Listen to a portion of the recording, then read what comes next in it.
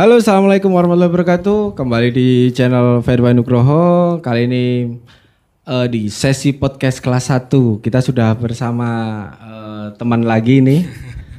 Nah, dia ini adalah pengusaha, pengusaha satu, ya bisa dibilang satu profesi ya, satu profesi. Iya. Nah, kita sebutnya siapa ini? Bang Anwar atau Mas Anwar? Apa ya? Kang ya ini. Oh, Kang Anwar. Soalnya bukan kesukuan, tapi memang sudah melekat. Gitu Melekat. Ya, jadi karena orang Sunda, jadi banyak orang bilangnya Kang. Gitu. Oke, oh dari daerah Sunda ya. Sundanya mana? Sukabumi. Sukabumi. Pak. Medok. Sukabumi Jawa ya. Sukabumi Jawa. Nah ini mungkin untuk sesi kali ini kita mau ngebahas tentang karir ya. Sedikit karir, cerita tentang, gimana ya. Saya mendengar dari teman sih, saya mendengar dari beberapa cerita. Itu Kang Anwar ini ngelepasin gaji puluhan juta ya. Olah. Gimana itu? Gimana ini? Wah, yuk dari situ kan saya jadi berpikir, wah ini ada apa kan gitu. Mungkin kita lebih ke gini lah. Karirnya awal itu kan ini karena Kang Anwar ini satu profesi dengan saya. Saya jelaskan sedikit lah. Itu beliau ini, ngomongin beliau. Biasa aja. Biasa wae.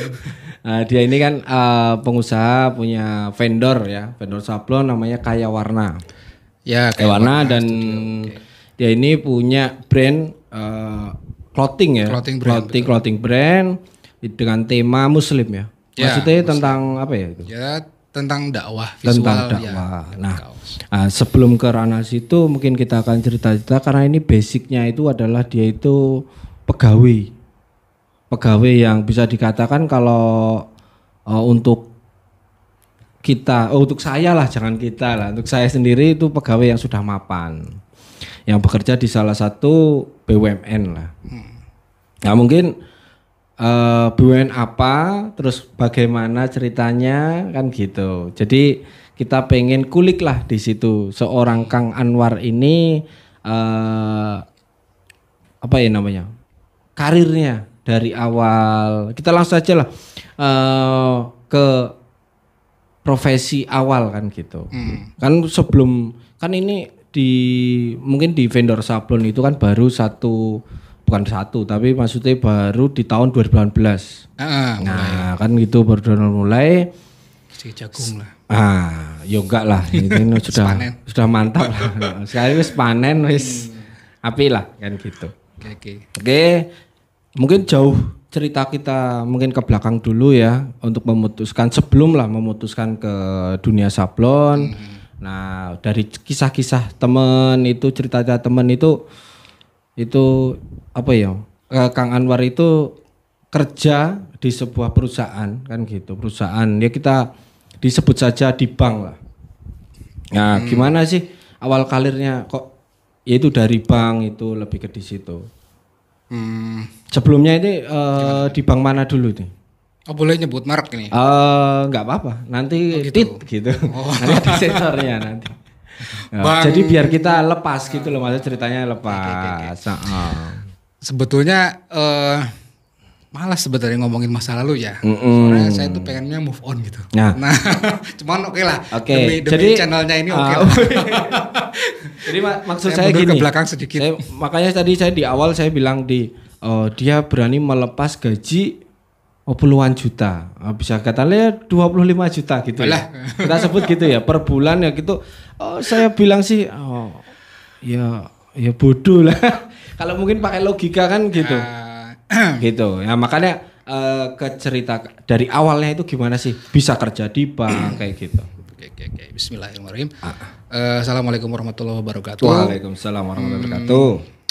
Makasih banyak yang udah diundang di channel kelas 1 ya. Nah, ini jauh-jauh nih datang nih. Wah, malam-malam lagi. Malam-malam ini. Posisi ini malam ini. Hampir pagi. Ya, Ini kebanggaan tersendiri ya buat saya pribadi diundang ke channel sini. Emang nggak sembarang orang diundang di channel kelas 1 ini. Oke, tadi ya udah saya bilang khusus untuk channel ini ya saya flashback lah mungkin ya.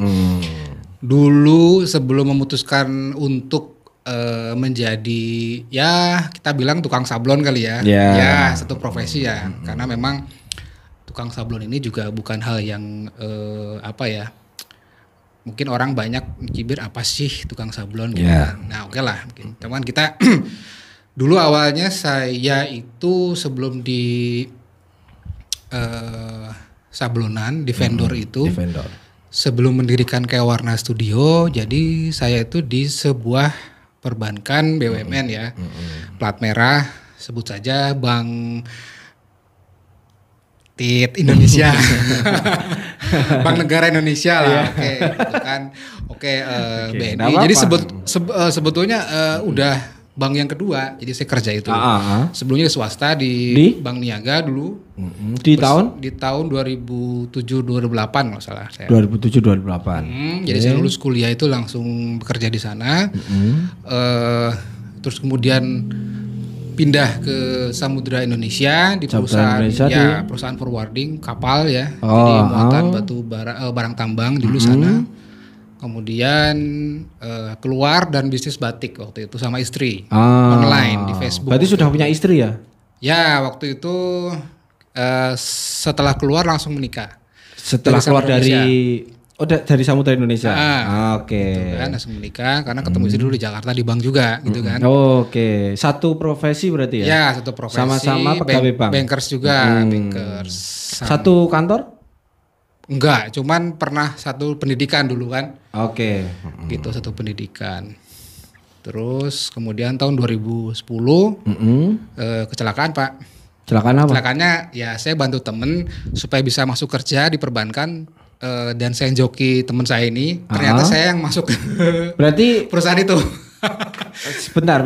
Berarti gini, di 2010 ya tadi ya? Ya. 2010 tadi kan keluar sama istri, istilahnya sama-sama memutuskan untuk bisnis batik. Betul. Bisnis batik. Intinya, terus ada teman ya, ada teman yang pengen kerja. Belum kerja lama. Situ kan sudah punya pengalaman. Ya, gitu. punya Diajak pengalaman. Lah. Terus juga saya daftar bareng atau gimana? Niatnya kita membantu ya supaya dia dapat kerja. Iya. Karena saya disuruh kerja pun udah nggak mau Pak. Jadi udah nggak mau jadi karyawan Pak. Terus makanya bisnis itu tadi. Bisnis batik sama istri ya? Online. Kencang lumayan. Iya. Nah cuman waktu itu istri berpesan. Ya karena tadi sudah saya lanjutkan ya si tahap tes itu untuk masuk perbankan demi teman saya yang memang akhirnya nggak lolos. Akhirnya saya lanjutkan. Temannya malah nggak lolos. Yang lolos situ berarti? Malah saya.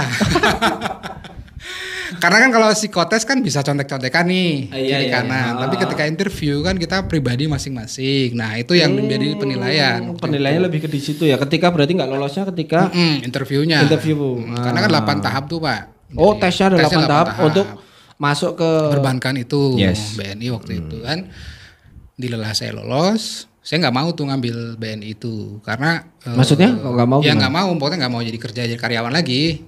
Karena sudah enak dengan bisnis batik itu. Ya, sudah profitnya udah gede lah. Di rumah pegang laptop sama istri kan gitu. Jadi gitu. Berarti kita ke batik lagi. Ini maksudnya di sini produksi sendiri atau kerjasama? Enggak, kita kula aja. Kula aja. Jadi awalnya memang dari. Berarti inti penjualan ya? Penjualan. ngambil, tapi ujung-ujungnya kita produksi juga karena tuntutan pasar itu yang menginginkan barang yang sama, tapi di update di pasarnya udah nggak ada sebetulnya. Jadi kita mau nggak mau harus pesan bikin. Ya, harus pesan ya berarti bikin, ya. Harus bikin sesuai dengan pasar itu tadi. Oke, lanjut. Ya singkat cerita, tadi ketika sudah lolos di 8 tahap wawancara direksi, udah tes kesehatan, saya nggak mau nandatangankan untuk menjadi pegawai bank waktu itu. Karena faktor nggak mau jadi karyawan, enak itu. Sudah jadi juragan ya? Ya nggak juga lah. Juragan waktu itu. Cuman istri bilang gimana? Gini aja, gimana kalau yang handle batik itu aku katanya, kata istri itu. Jadi kamu diperbankan, siapa tahu mungkin ke depan kerja di perbankan itu bisa support bisnis batik kita. Kan tau lah di perbankan linknya luas. Ya benar. Oh iya juga sih bilang. Ya, Secara bisnis bisa disupport. ya gitu. Cara duit juga mungkin ya. Ya bisa jadi. Awal nggak kepikiran itu, cuman mungkin jaringannya Pak. Oh, oke. Mungkin kenal dengan pengusaha-pengusaha lain yang lebih besar. Nah itu mungkin bisa bikin usaha kita lebih besar lagi gitu. Kenal orang dalam ya. Nah, nanti kan jadi gitu. Akhirnya Oke. nyeburlah ke bank itu dari tahun 2010. Posisi itu apa itu? Awal Waktu awal masuk sudah jadi supervisor Pak. Jadi setingkat. Masuk langsung berarti langsung supervisor. Ya, secara grade-nya grade supervisor lah. Asisten manajer lah waktu itu. Oh, asisten manajer. Iya, karena langsung kan memang, asisten manajer. Ya, karena itu program percepatan ya. Oh. Jadi kayak akabri kali kalau kita masuk suatu ke TNI itu ada program khusus ketika masuk sudah langsung dididik sudah langsung pada saat nanti penerimaan. Akmil gitu ya. Ada yang lewat Akmil, ada yang lewat kalau dari nol lagi kan dari teller dulu Pak, dari dulu itu maksud saya customer gitu. service itu lama Pak. Untuk mencapai supervisor itu bisa berarti ada jalur khusus. Iya, bisa 5 sampai 10 tahun baru jadi supervisor. Oke, berarti termasuk ya berarti orang pinter ya situ ya. Pedukun Pak. Oh iya. Tolak angin tadi saya. Oke. Jadi gitu. Berarti masuk awal langsung jadi supervisor, asisten manager ya. Kalau ya secara grade-nya asisten manager. Nah, untuk secara grade gitu. Oke. Itu di Solo waktu itu. Dulu penempatan di Jakarta dulu. Karena waktu itu sempat saya ditawari untuk masuk ke bagian treasury ya, pengelolaan keuangan. Pokoknya sama juga yang ngurusin ini forex. Forex. Oke. Karena waktu itu pas pendidikan nilainya lumayan. Oke. Jadi dilirik udah pindah sana. Paranormal tadi berarti ya. Orang pintar. Ya tapi singkat cerita karena memang istri lagi hamil, jadi saya pilih hamil anak pertama. Saya pilih lebih baik saya di daerah aja. Nah waktu itu dilalah rapotnya bagus, waktu itu kalau rapotnya bagus itu kan boleh milih tuh penempatan di mana tuh. Oke, dipersilahkan gitu ya. Dipersilahkan, jadi ranking 3 terbesar boleh pilih. Saya pilih Jogja. Oke. Tapi Jogja karena memang tempat paling nyaman di Indonesia, orang nggak mau pindah. Gak mau digeser juga. Banyak banyak karyawan di Jogja. Ya, maksudnya yang udah senior tuh nggak mau digeser. Kedatangan orang baru lah. Karena tempatnya basah sekali Pak Jogja itu. Saya nggak paham itu basah gimana. Maksudnya lanjut tuh aja. Nyaman banget gitu. Intinya nyaman. Nyaman Jogja banget. Berarti nyaman kan ya. Oke. Terus penempatan di Solo. Akhirnya di Solo mulai awal karir di BNI situ. Setelah dari Jakarta itu. Mulai meniti karir masih di asisten manajer posisinya. Masih untuk ngurusin yang kecil dulu, yang dulu waktu itu memang spesialisasi saya itu lebih ke perkreditan ya. Jadi ngasih pinjaman kepada pengusaha-pengusaha. Dulu masih UKM lah yang tingkatnya masih mikro kali ya. Mikro dulu kecil, terus dari mikro dulu terus ke segmentasi kecil tuh di atas mikro ya. Oh gitu. Jadi paling kecil mikro ya? Paling kecil mikro masih sampai mungkin 100 juta, 10 juta gitu kan. Oke, untuk yang skala kecil itu? 500 jutaan ya. Kalau kecil tuh udah mulai 1 miliaran lah sampai 15. Itu pinjaman pengusaha kecil ya? Iya, dikatakan kecil lah. Oke. Itu kan bertahap Pak. Bertahap, oke. Targetnya tersampaikan. Targetnya terlaksana terus ya berarti? Ya kalau dulu bilang alhamdulillah kali Pak. Iya. Jadi iyalah secara bisnis kan kita nggak ngomongin aneh-aneh lah. Kita ngomong secara bisnis gitu. Jadi setiap target yang dikasih oleh pemimpin itu, ya ini bukannya sombong ya Pak ya. Iya. Ya nggak apa-apa kan. Ya flashback mengenang masa lalu, kejayaan masa lalu lah. Oke. Jadi target setahun yang ditetapkan oleh manajemen itu bisa tercapai di awal-awal tahun biasanya, atau di April, di Maret, atau di Juni, biasa di semester pertama itu sudah tercapai Pak. Jadi kita itu yang harusnya kerja setahun, saya pangkas jadi 6 bulan. Sisanya ya main-main aja. Oke, tapi terima gaji terus? Iya, terima gaji. Tinggal absen, duduk, selesai. Tapi tetap yang namanya yang lain, tapi memang untuk unit yang lain belum tercapai, tetap kita bantu gitu. Oh, saling membantu. Iya. Walaupun beda tim tapi satu divisi ya berarti ya. Beda tim ya, tapi satu divisi ya. Iya tuh satu divisi. Oke. Sampai di minum dulu biar agak santai. Oke. Oke. Oke, berarti di situ karirnya puncaknya berarti di Solo itu ya? Puncaknya Sampai apa nanti?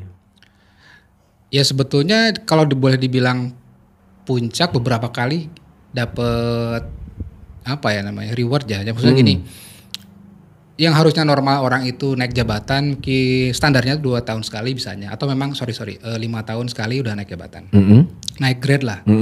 Ini saya ini saya 2 tahun sekali naik grade. Pernah setahun sekali naik grade.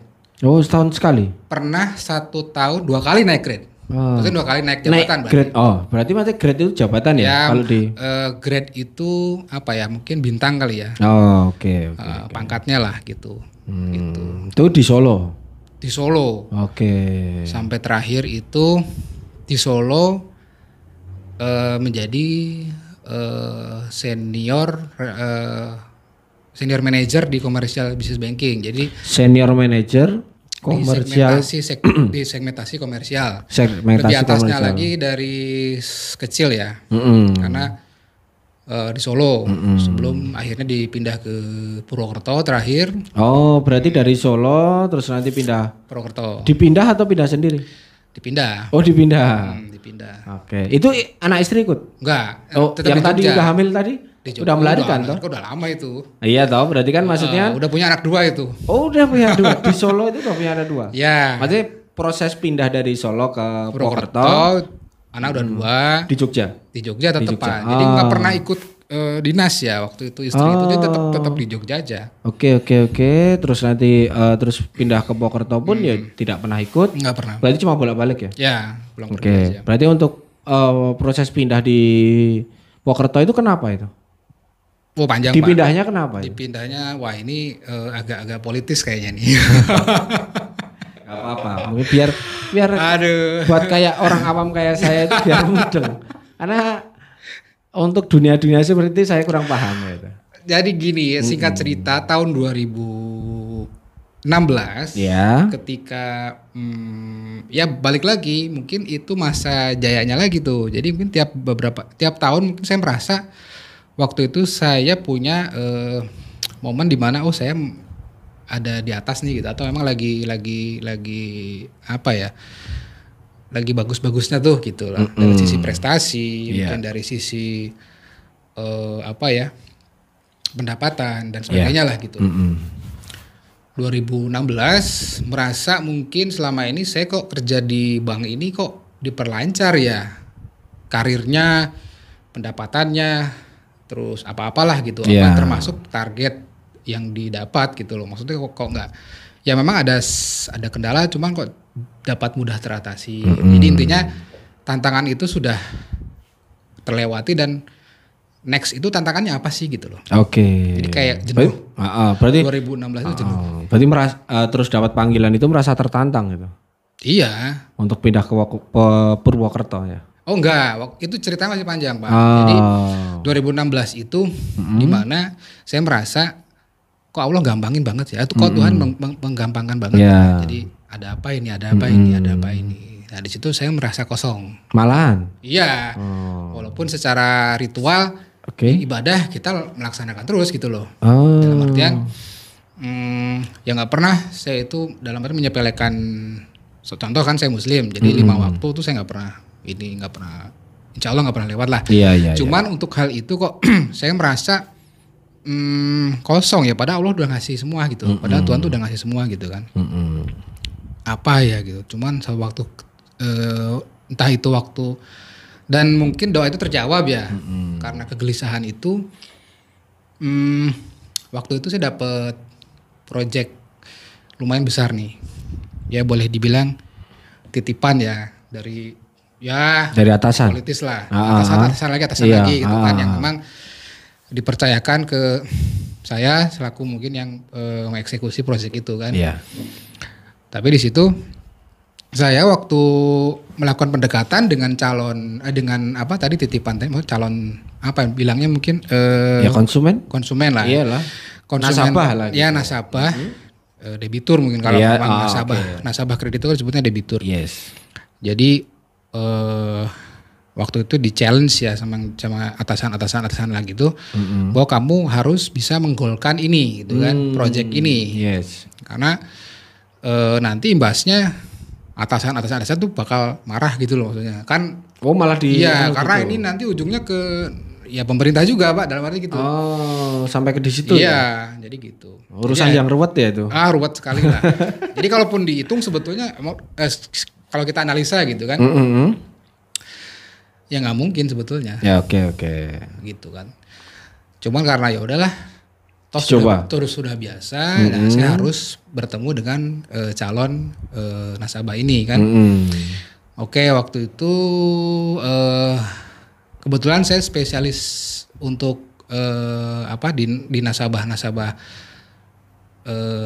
etnis Tionghoa ya Pak. Oke. Jadi orang-orang sana itu bisnis sana tuh lebih mungkin lebih nyaman ya ketika berhubungan dengan saya gitu kan. Nah ini pun sama waktu itu esnya Tionghoa, bisnis Tionghoa, saya deketin, saya approach gitu kan. Ternyata kok sampai 4 kali pertemuan negosiasi kok nggak mulus gitu loh. Ada kendala lah. Ada kendala karena saya dulu tuh punya ya orangnya idealis lah. Jadi punya target. Maksimal saya 2 kali ketemu tuh udah goal gitu. Udah selesai udah gitu. Negonya udah oke, tinggal selesai bagian belakang yang ngurusin lah gitu. Nah, gitu. Ternyata enggak, 4 kali kok malah ruwet gitu loh. Nah, mulai stres. Mulai kayaknya kok ada gejolak, wah ini kok 4 kali nggak bisa, kenapa ini? Di follow up 4 kali nggak? Aduh, kayaknya stres nih. Nah biasanya kalau stres tuh saya suka ya gitulah Pak. Ya. Nggak usah kita omongin itu. Ya boleh lah, nggak apa-apa, ini buat pelajaran aja mungkin ya. Saya bukan buka aib sendiri, cuman buat pelajaran ketika stres atau apalah. Karena kan kalau stres kita komunikasi ke istri juga nggak nyambung Pak dengan kerjaan kita. Kasihan juga kan di rumah udah ngurusin. Ya kita cari hiburan di luar. Jadi tinggal buka WA di grup. Guys, stres nih. Oke. Ada grupnya sendiri ya? Ada. gerombolan. Iya. Karaoke yuk. Iya. Otin. Aduh, ya gitu akhirnya. Ya sudah. Cari hiburan sana. Waktu itu dulu, cuman pas hari itu, saya stres itu saya nggak tahu. Nggak seperti biasanya buka HP langsung ngajak teman-teman gitu. Waktu hari itu dilalahnya pas azan zuhur, sholat zuhur di masjid belakang kantor. Gitu kan. Berarti WA teman-teman masih keinget sholat ya? Enggak, belum sempat WA gitu loh, belum sempat WA. Biasanya refleks ketika setelah udahlah. Cuman waktu itu nggak tahu, mungkin pas momennya azan, saya juga udahlah. Nanti aja lah WA-nya. Nanti aja WA-nya habis azan. Sholat dulu lah. Habis azan. Dan saya nggak tahu hari itu tergerak untuk pergi ke masjid Pak. Biasanya sendiri lah berarti ya? Biasanya sholat di kantor. Iya maksudnya di kantor. Saya nggak pernah ceritanya tuh sholat di masjid. Atau musola? Sengaja. Ada di kantor ada musola Pak. Iya makanya. Enak, AC, nyaman. Oh itu gitu maksudnya keluar lingkungan berarti ya? Keluar lingkungan kantor. Keluar lingkungan kantor ada masjid besar di situ, masjid besar di situ. Ya biasa dipakai untuk sholat Jumat. Yes. Ya saya sholat Jumat di situ memang. Cuman sholat yang lain yang wajib lain nggak pernah di situ. Oke. Kecuali pas memang lagi perjalanan, udah mepet waktu baru di situ. Mampir. Selama ini di kantor terus kan. Nggak tahu hari itu pengen ke masjid. Ya. Sampai di masjid ketemu yang namanya tukang parkir. Parkir. Ini nih bagian yang menyebalkan sebetulnya ya. Jadi tukang parkir tuh tukang parkir masjid berarti kan? Masjid. Dia resmi pakai rompi kuning. Oh, resmi tukang parkir berarti kan? Iya, biasanya di masjid-masjid itu kan ada. Maksudnya memang cuma bantu masjid, bantuin parkir itu. Enggak, ini resmi memang. Itu memang tukang parkir resmi. Jadi lengkap dengan pakaian ininya. Pakaian dinas parkir. Dinas parkirnya. Peluit-peluitnya juga. Iya. Jadi lumayan lah udah bapak-bapak gitu tanya. Assalamualaikum Pak Anwar gitu kan. Mas apa Pak, saya lupa. Berarti kenal ya? Mas, dia langsung kenal. Nah, aku gak kenal, saya gak kenal. Tapi dia kenal ya? Dia kenal. Kaget berarti ya? Kaget. Artis sih ya? Iya. Pak terkenal nih. Iya. Kaget. Ah ya kenapa Pak? Gitu. Assalamualaikum Pak Anwar. Waalaikumsalam Pak. Gimana Pak? Wah, Insya Allah kata alhamdulillah. Jenah pas azan memanggil, pas Allah memanggil untuk ibarat untuk laporan lah gitu ya. Iya. Bapak tuh datang tepat waktu nih gitu. Oh iya Pak, makasih Pak, gitu kan atas sambutannya lah gitu. Iya. Gitu. Senang Pak lihat Bapak seperti ini gitu kan. Tukang parkirnya. Memuji ya. Ya, emang kenapa Pak? Kan saya juga nggak ada apa-apa toh maksudnya. Iya, biasa aja. Biasa aja Orang gitu loh. Orang kita mau sholat kan. Ya, saya juga bukan kriminal gitu. Tiba-tiba sholat di masjid gitu. Kenapa Pak? Enggak. Apa namanya? Ya senang aja ketika azan itu datang, Bapak datang, terus juga Bapak siap-siap untuk sholat. Ya alhamdulillah Pak, syukur hari ini saya sempatkan diri untuk sholat di masjid. Loh kok menyempatkan? Gitu. Oh dia tanya? Loh kok menyempatkan Pak? Gitu. Loh ya kan saya biasanya sholat di kantor, saya bilang sholat gitu kantor. kan. Dan saya juga kan saya sholat Jumat di sini, saya bilang. Iya maksud saya jangan pernah apa namanya? Jangan pernah bilang bahwa itu kita menyempatkan sholat gitu loh. Karena sejatinya hidup itu untuk sholat kan gitu. Nah dia bilang, "Loh emang kenapa Pak?" gitu kan. Kan saya sudah ibaratnya saya udah mending saya ke masjid gitu loh untuk sholat daripada saya ke tempat lain gitu kan, saya bilang gitu. Iya, saya kok lihat Bapak kayaknya fight banget ya orangnya gitu kan. Kerjanya tuh tenanan ya serius gitu kan. Sampai untuk jadi pegawai itu mantap lah. Ya sampai pulang jam 10 paling awal malam ya. Pulang terus paling akhir jam 4 pagi gitu kan. Itu di kantor gitu kan. Loh kok tahu dia bilang. Kok ngerti Bapak ini? Loh Bapak tahu-taunya saya. Pengamatir. Iya, tahu-taunya kok saya pulang jam segitu gitu kan. Ada apa gitu kan. Iya, itu kan yang dikejar apa sih sebetulnya sih Pak? Gitu kan. Berarti sampai ngobrol segitu ya? Iya, itu sambil jalan sambil nunggu waktu. Ya azan masih belum selesai sebetulnya. Sambil nunggu itu azan sampai selesai pun sampai komat masih ngobrol gitu. Jadi emang kenapa? Ya bukannya kok sampai segitunya kan? Loh, kan saya kerja itu untuk keluarga. Kerja itu kan ibadah. Benar. Nah, saya bilang gitu. Iya.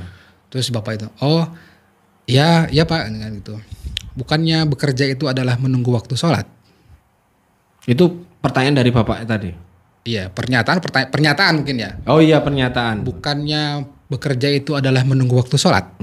Itu 2 kali. Yeah. Aku masih bingung, saya masih bingung tuh. Maksudnya apa ini? Maksudnya apa? Bekerja adalah menunggu waktu sholat. Sebentar, saya bilang kan. Maksudnya gimana Pak?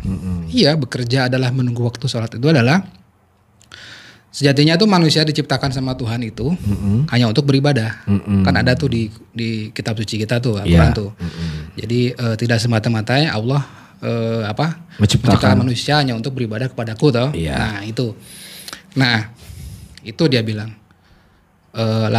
Terus kalau misalnya ibadah ya sholat terus kerjanya kapan? Dia bilang kan gitu. Bukannya kerja itu udah ibadah. Udah sambil ngotot kan gitu. Bagian dari ibadah.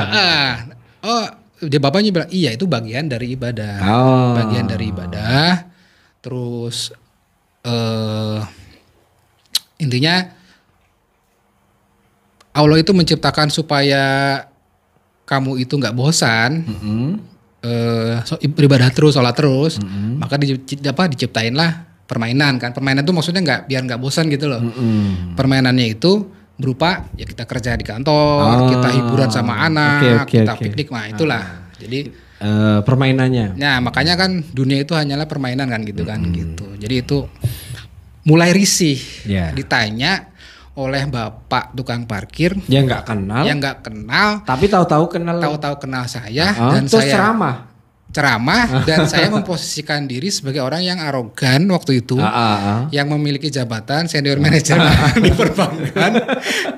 Lu ngapain sih ngurusin sholat gua? Dalam hati ya? Dalam hati gitu. Apa sih? Enggak sampai saya ngomong gitu. Oh sampai ngomong? Udahlah Pak, kok ngapain sih ngurusin sholat saya itu kenapa? Aku tuh mau sholat gitu. nggak sampai lah gitu. ini. Sampai udah bagus itu loh. Oh ya udah Pak, mudah-mudahan apa namanya dibilang kelancaran, kemudahan. Oh didoain gitu. Oh malah doain. Oh ya udah. Oke. Jangan lupa yaudah. Udah aku sambil jengkel loh, ambil wudhu kan. Wudhu, sholat duhur. Nah di situ mulai malah jadi nggak fokus. Yang tadi stres, pengen tenang toh.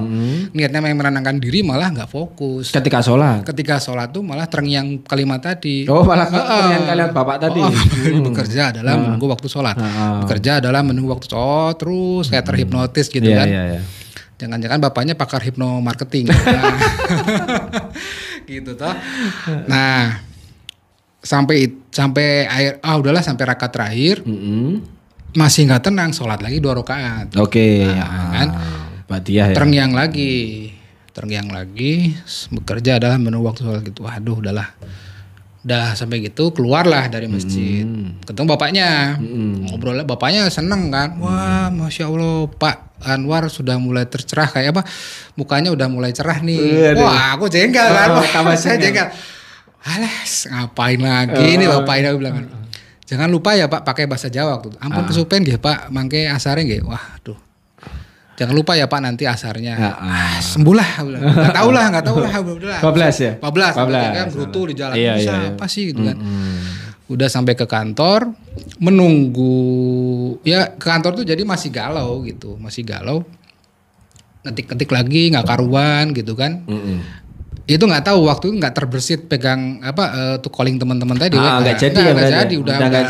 Udah saking tadi jengkel mungkin ya. Takutnya pas nanti nyari hiburan pun moodnya jelek gitu kan. Ya udahlah. Jadi nggak maksimal. Oke. Sampai itu tibalah asar. Azan asar. Nggak tahu kenapa kok pengen lagi ke masjid karena masih nggak tenang gitu loh. Udahlah ke masjid lagi, ke belakang jalan. Cuman nggak itu tadi. Aku malas ketemu sama bapak parkir lagi. Aku tak melipir aja lewat kampung kan. Jadi ada. Intinya beda jalan gitu ya? Beda jalan. Biar nggak ketemu biar nggak ketemu area parkir. Yes. Keluar itu langsung tempat wudhu. Iya. Nah habis itu dari kiri kanan, nggak ada nih aman. Nyariin ya, sampai nyariin. Iya, jangan sampai ketemu lagi. Ngagetin itu. Diceramain lagi. Aku udah males gitu kan.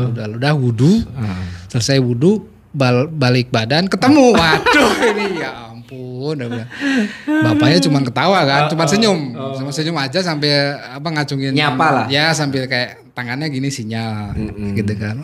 Gitu. Wah aku udah raut muka aku tuh udah jengkel gitu loh. Udahlah sholat lagi. Kepikiran lagi kalimat si bapak tadi bekerja sampai akhirnya selesai sholat asar. Inisiatif langsung berdiri lagi sholat lagi 2 rakaat. Habis asar itu kan gitu. Yang lain udah pada bubar, saya sholat 2 rakaat setelah asar. Tiba-tiba dicolek sama takmir masjid waktu itu. Assalamualaikum. Setelah sholat ya, setelah salam. Assalamualaikum Pak. Waalaikumsalam. Tadi pakai bahasa Jawa ya waktu itu. Nuhun sewu Pak. Tadi itu sholat apa gitu? Nah baru mau tanya. Ya itu itu. Habis asar mau sholat apa ini? Nah makanya tanya. Pak. Ngeblank apa? Ya. Gimana ini orangnya ini? Nah, itu.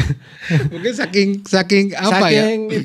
Masih terbawa tadi ya? Ya aslinya mungkin karena terbawa duhur tadi. Ya karena dulu lupa nggak pernah menjalankan sholat seperti itu ya Pak. Setelah sholat wajib itu. Jadi udahlah sholat. Setelah asar tadi dicolek sama bapak takmir itu kan. Iya. Assalamualaikum Pak. Waalaikumsalam Pak. Ada apa nggih? Nun sewu Pak. Bukannya setelah asar itu nun sewu Pak tadi sholat apa? Aku bingung kan. Ya terus dilanjutin sama dia kan. Nun sewu Pak bukannya tadi setelah sholat asar itu nggak ada sholat lagi. Nah, karena sudah termindset di pikiran refleks ya seorang marketing bank yang memang kesehariannya memang juga sering mengcounter omongan orang atau dan sebagainya dan udah refleks lah. Tiba-tiba inisiatif aja ngomong, oh iya Pak maaf tadi saya sholat tobat Pak. Ya Allah. Tapi itu refleks ya? Refleks. Jadi karena udah kebiasaan kali ya ketemu siapa, adu argumen, gitu. debat apa tuh udah langsung udah punya pelurunya terus tembak entah itu bener apa enggak kan maksudnya gitu. Meskipun ngelesnya meskipun itu. kadang kita by data juga kan. Iya, benar. Waktu itu emang ya udah karena nggak ada pilihan lain, inisiatif. Sholat tobat. Apunten Pak, saya tadi sholat tobat. Masya Allah, Pak, mudah-mudahan tobatnya diampuni. Mudah-mudahan diberikan kelancaran, kemudahan dalam punya hajat apa-apa gitu kan dan sebagainya. Pokoknya tobatnya diampuni. Oke. Ya Pak, makasih Pak. Malu pertama, kedua jengkel. Sampai pulang ke kantor itu kan. Dan aku sampai bodoh banget, aku langsung browsing kan. Oh ternyata nggak ada sholat asar. Wah ini kok parah gue bilang kan gitu kan. Ya udahlah ke ini lagi, singkat cerita kantor lagi kasih galau sampai akhirnya maghrib tiba, azan, nggak tahu kenapa pengen ke masjid lagi. Berarti belum pulang ya itu maghrib ya? Belum, karena tadi aku pulang, saya pulang biasa jam 10 Pak. Tapi kalau jam kantor udah bubar, jam kan? 5 tuh udah bubar, jam 5. Ya berarti masih stay di kantor, maghrib terus kembali lagi ke masjid gitu. Ke masjid lagi, itu dia. Nah pas di area parkir, celingak-celinguk kan, siapa tahu ada lagi kan. Tukang parkir? Oh nggak ada, berarti pikir, ganti shift kayaknya. Ya udahlah. Tak sholat aja maghrib kan. Nah, aman nih berarti ya? Aman berarti ya? Aman. Di situ mulai merasa tenang setelah maghrib. Merasa tenang, merasa kayaknya kok males ya ke kantor lagi. Harusnya kan jam makan biasanya. Habis maghrib kita tuh makan selalu di depan kantor ada mall Pak di situ. Kita makan di mall tiap hari. Jadi dulu uangnya banyak Pak dulu. sama teman-teman ya? Iya sama teman-teman. Jadi gitu. Sholat maghrib, enggan ke kantor, udah nunggu isya deh sekalian. Oh berarti masih stay di masjid? Setelah sholat isya, akhirnya ya sudah di situ merasa kayak menang gitu loh. Ya perasaan mungkin kok bisa ya hari ini aku sholat di masjid dari siang sampai isya ini. Sampai isya. Wah kayaknya prestasi nih. Udah nggak pernah kayak gini lah gitu. Istilahnya semasa kerja kita kan dulu. Ya paling di kantor. Nah, di kantor aja lah gitu. Itu bukan sholatnya kan kadang juga nggak tepat waktu gitu kan. Ya udah sampai situ kepikiran ketika pulang besok tuh mau ke masjid lagi nggak ya? Kayaknya kok asik ya gitu kan. Sampai nggak tahu kenapa besoknya ke masjid lagi, ke masjid lagi gitu kan. Itu yang di Solo berarti ya? Yang di Solo. Nah, singkat cerita, mungkin karena memang side effect dari mungkin sering ke masjid, sering hilang di kantor. Jadi sering hilang gimana? Iya, maksudnya pas jam rapat, break dulu ya, aku mau sholat dulu gitu kan. Gitu. Ke masjid gitu kan. Jadi mulai dia nggak ngebilang ke masjid sih, break dulu mau ke belakang, padahal izin ke masjid. Karena waktu nggak terang-terangan sih. Terus juga diajak kemana nggak mau gitu kan. Ketika itu yuk hiburan yang grup gerombolan tadi gerombolan si berat itu udah enggak lah, mulai males sudah mulai kayaknya kok ada yang kurang apa, nyari kajian sampailah titik di mana ada kajian tentang riba. Tentang bank ya. Tentang ya hukum bekerja di perbankan tuh seperti apa. Tentang pinjam meminjam versi bank itu seperti apa gitu kan. Di situ mulai karena offline ya datang ya berarti. Offline kita nyari kajian. Awalnya kajian kan wah salah masuk kajian nih. Wah yang heboh gitu kan tiba-tiba. Akhirnya sampai ketemu oh iya ternyata kita pelajari lagi. Di situ mulai kebuka nih hati ini, maksudnya dengan pekerjaan lu kan kayak gini ternyata ya gitu kan. Padahal sebelumnya kita sudah didoktrin gitu ya, bahwa bekerja di bank itu boleh loh gitu, secara syariat gitu boleh gitu. Berarti udah ada ya istilahnya, ya kajiannya sendiri. Ada kajian sendiri di bank ada. Ada juga kita kelas karantina sendiri untuk menafsirkan ya itulah ayat-ayat tentang hal itulah. Kajian versi bank intinya ya, gitu aja lah. Intinya gitulah, tafsir versi lain lah. Gitu kan yang kita juga ketika ditanya orang tentang kamu nggak boleh, kita punya jawabannya. Gitu, kita bisa jawab dan meyakinkan mereka. Akhirnya mereka pun pernah malah tertarik sama kita. Pernah dulu pun saya waktu menawarkan jasa kredit gitu iya. maksudnya ke nasabah yang memang dia sudah ngaji tentang itu, tentang nggak boleh pinjaman gini-gini. Oh kenapa Pak gini? Saya jelasin gini bla bla bla, akhirnya dan menang. Ya merasa waktu itu menang ya. Iya. Dia bilang, "Oh iya juga sih Pak." Gitu. Ya udah kali. Ya udah, Pak. Akhirnya dia tertarik kan. Ya oke lah. Jadi saya sudah dari dosanya Pak. Loh, itu prestasi. Dulu. Iya kan prestasi, enggak apa-apa. Itu prestasi. Dulu. Saya kalau punya anak buah seperti itu asik lah. Maafkan saya. Itu prestasi. Itu singkat cerita. Lanjut lagi tuh. Setelah di kajian lah. Setelah kajian udah mulai enggan diajak hiburan dan sebagainya.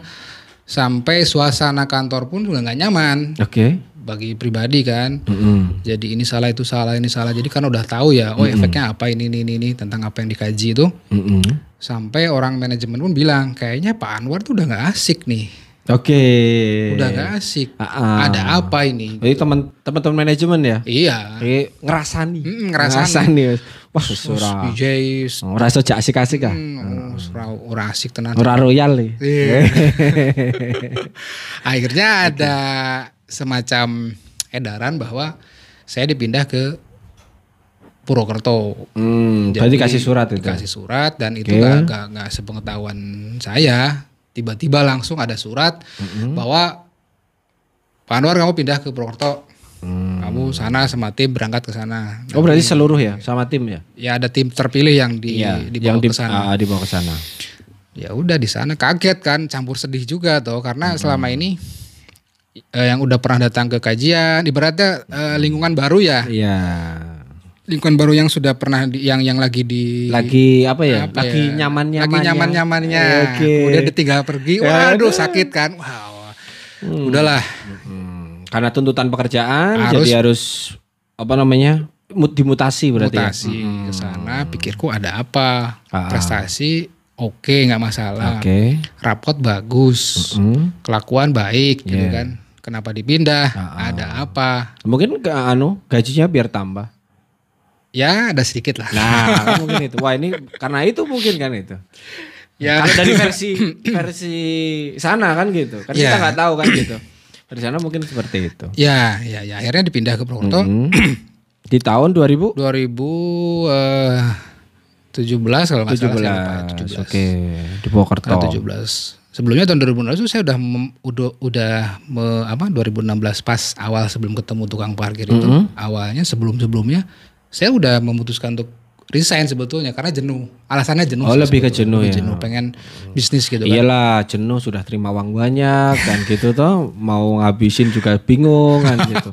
Ya sudah lah. Ya jenuhnya di situ kan gitu. Pengen ngabisin di luar. Ya. Padahal bonus berapa kali ya kalau pas tahun ya. Cair. Oke, lanjut di Purwokerto tadi. Nah Purwokerto ternyata bayangan saya salah. Sampai Purwokerto ternyata kantor saya itu di tengah kota, di alun-alun dekat dengan Masjid Agung. Oh iya, saya pernah ke sana. Situ kan Masjid Agung kan ada kantor BNI itu, ada Rita Swalayan. Iya, ada Rita Mall kayak ada gitu. kantor Pemda. Iya. Nah, ternyata ambience sana lebih mendukung ketika saya mau nyari kajian. Oh banyak ternyata. Berarti di Purwokerto masih kepikiran kajian yang di Solo tadi ya. Jadi nyari-nyari. Ternyata di Purwokerto ada gitu. Ikut. Akhirnya ikut. Disambut sama keluarga baru sana. Maksudnya teman-teman baru ya. Gak hanya di BNI tapi kan ada dari mana-mana kan. Di situ kenalan lah. Sampai di situ mulai kopdar. Ini kopdar yang apa ini? Yang kajian ya? Ya kajian. Kajian. Berarti ikutin kopdar. Sudah mulai paham nih tentang bahaya bekerja di perbankan kayak apa nih. Dan itu sudah mulai gejolak nih. Galaunya tambah gitu. Waduh pengen segera. Mulai resah gitu ya? Mulai resah. Bingung gitu karena di sisi lain saya dikasih target. Yang harus dicapai. Di sisi lain juga saya juga bertentangan dengan hati nurani yang udah tadi karena ikut kajian tadi. Karena kajian dan kita udah yakin ya. Di sisi lain nggak mungkin kalau resign sekarang nih kayaknya gitu kan. Karena banyak pertimbangan, masih mikir hitung-hitungan tuh waktu itu. Ya akhirnya waktu itu sembunyi-sembunyi kita melakukan masih di bank ya. Kita ngelakuin edukasi ke masyarakat desa sih sebetulnya untuk bahaya riba lah. Bahaya. Bentar. Ini unik. Situ masih kerja di bank. Masih. Tapi ngedukasi orang untuk tidak hutang lah intinya kan gitu. Tidak melakukan pinjaman di bank kan gitu. Tapi posisi masih kerja. Masih kerja. Oke, lanjut. Itu banyak tantangannya itu. Berarti tapi ya di daerah Purwokerto. Daerah Purwokerto. Daerah Purwokerto Banyumas lah. Iya, Jadi sampai Banyumas. waktu itu sampai ke Cilacap juga sampai ke ya kita gerilya ya. Kita gerilya. Ya sampai ada yang ngomong juga masih kerja di bank kok masih ngomong udah berani ngomong kayak gitu. Ya saya proses menuju itu. Meskipun di hati saya kayaknya kok untuk keluar pedes ya? Susah kayaknya. Iya kan gitu. Karena harus siap dari sisi finansial, harus siap dari sisi makanya itu tadi. Udah di situ. Dan saya waktu itu entah kenapa dapat panggilan aja bukan dapat panggilan ya. Jadi puncaknya itu adalah waktu itu karena pengen banget keluar, tapi gimana caranya keluar itu susah karena saya masih mikir dunia nih. Saya mikir besok tuh anak istri makan apa nih? Iya. Gitu kan. Walaupun tahun 2016 saya udah gabung di distro kan, udah punya distro kan sama teman-teman SMA dulu. Oke. Cuma kan itu nggak menjanjikan lah, maksudnya belum bisa menggantikan apa yang sekarang dapatkan secara finansial kan secara gitu. finansial kan gitu. Jadi khawatir lah. Iya, gaji tunjangan meskipun udah mapan lah istilahnya gitu ya. Udah di sini kan udah pakai tetap kan gitu ya. Udah tetap. Jadi waduh gimana ya. Jadi masih hitung-hitungan. Iya. Sampai suatu ketika dari kampung ibu telepon kan. Mas nanti Desember ibu mau umroh. Oke. Oh ya udah Bu, hati-hati. Nanti bareng siapa? Loh, ya bareng kamu lah. Loh. Kok bisa? Kan ada Teteh. Saya Teteh. Loh, Teteh tuh anaknya masih kecil, nggak mungkin dibawa. Nggak mungkin ditinggal juga. Ditinggal kan.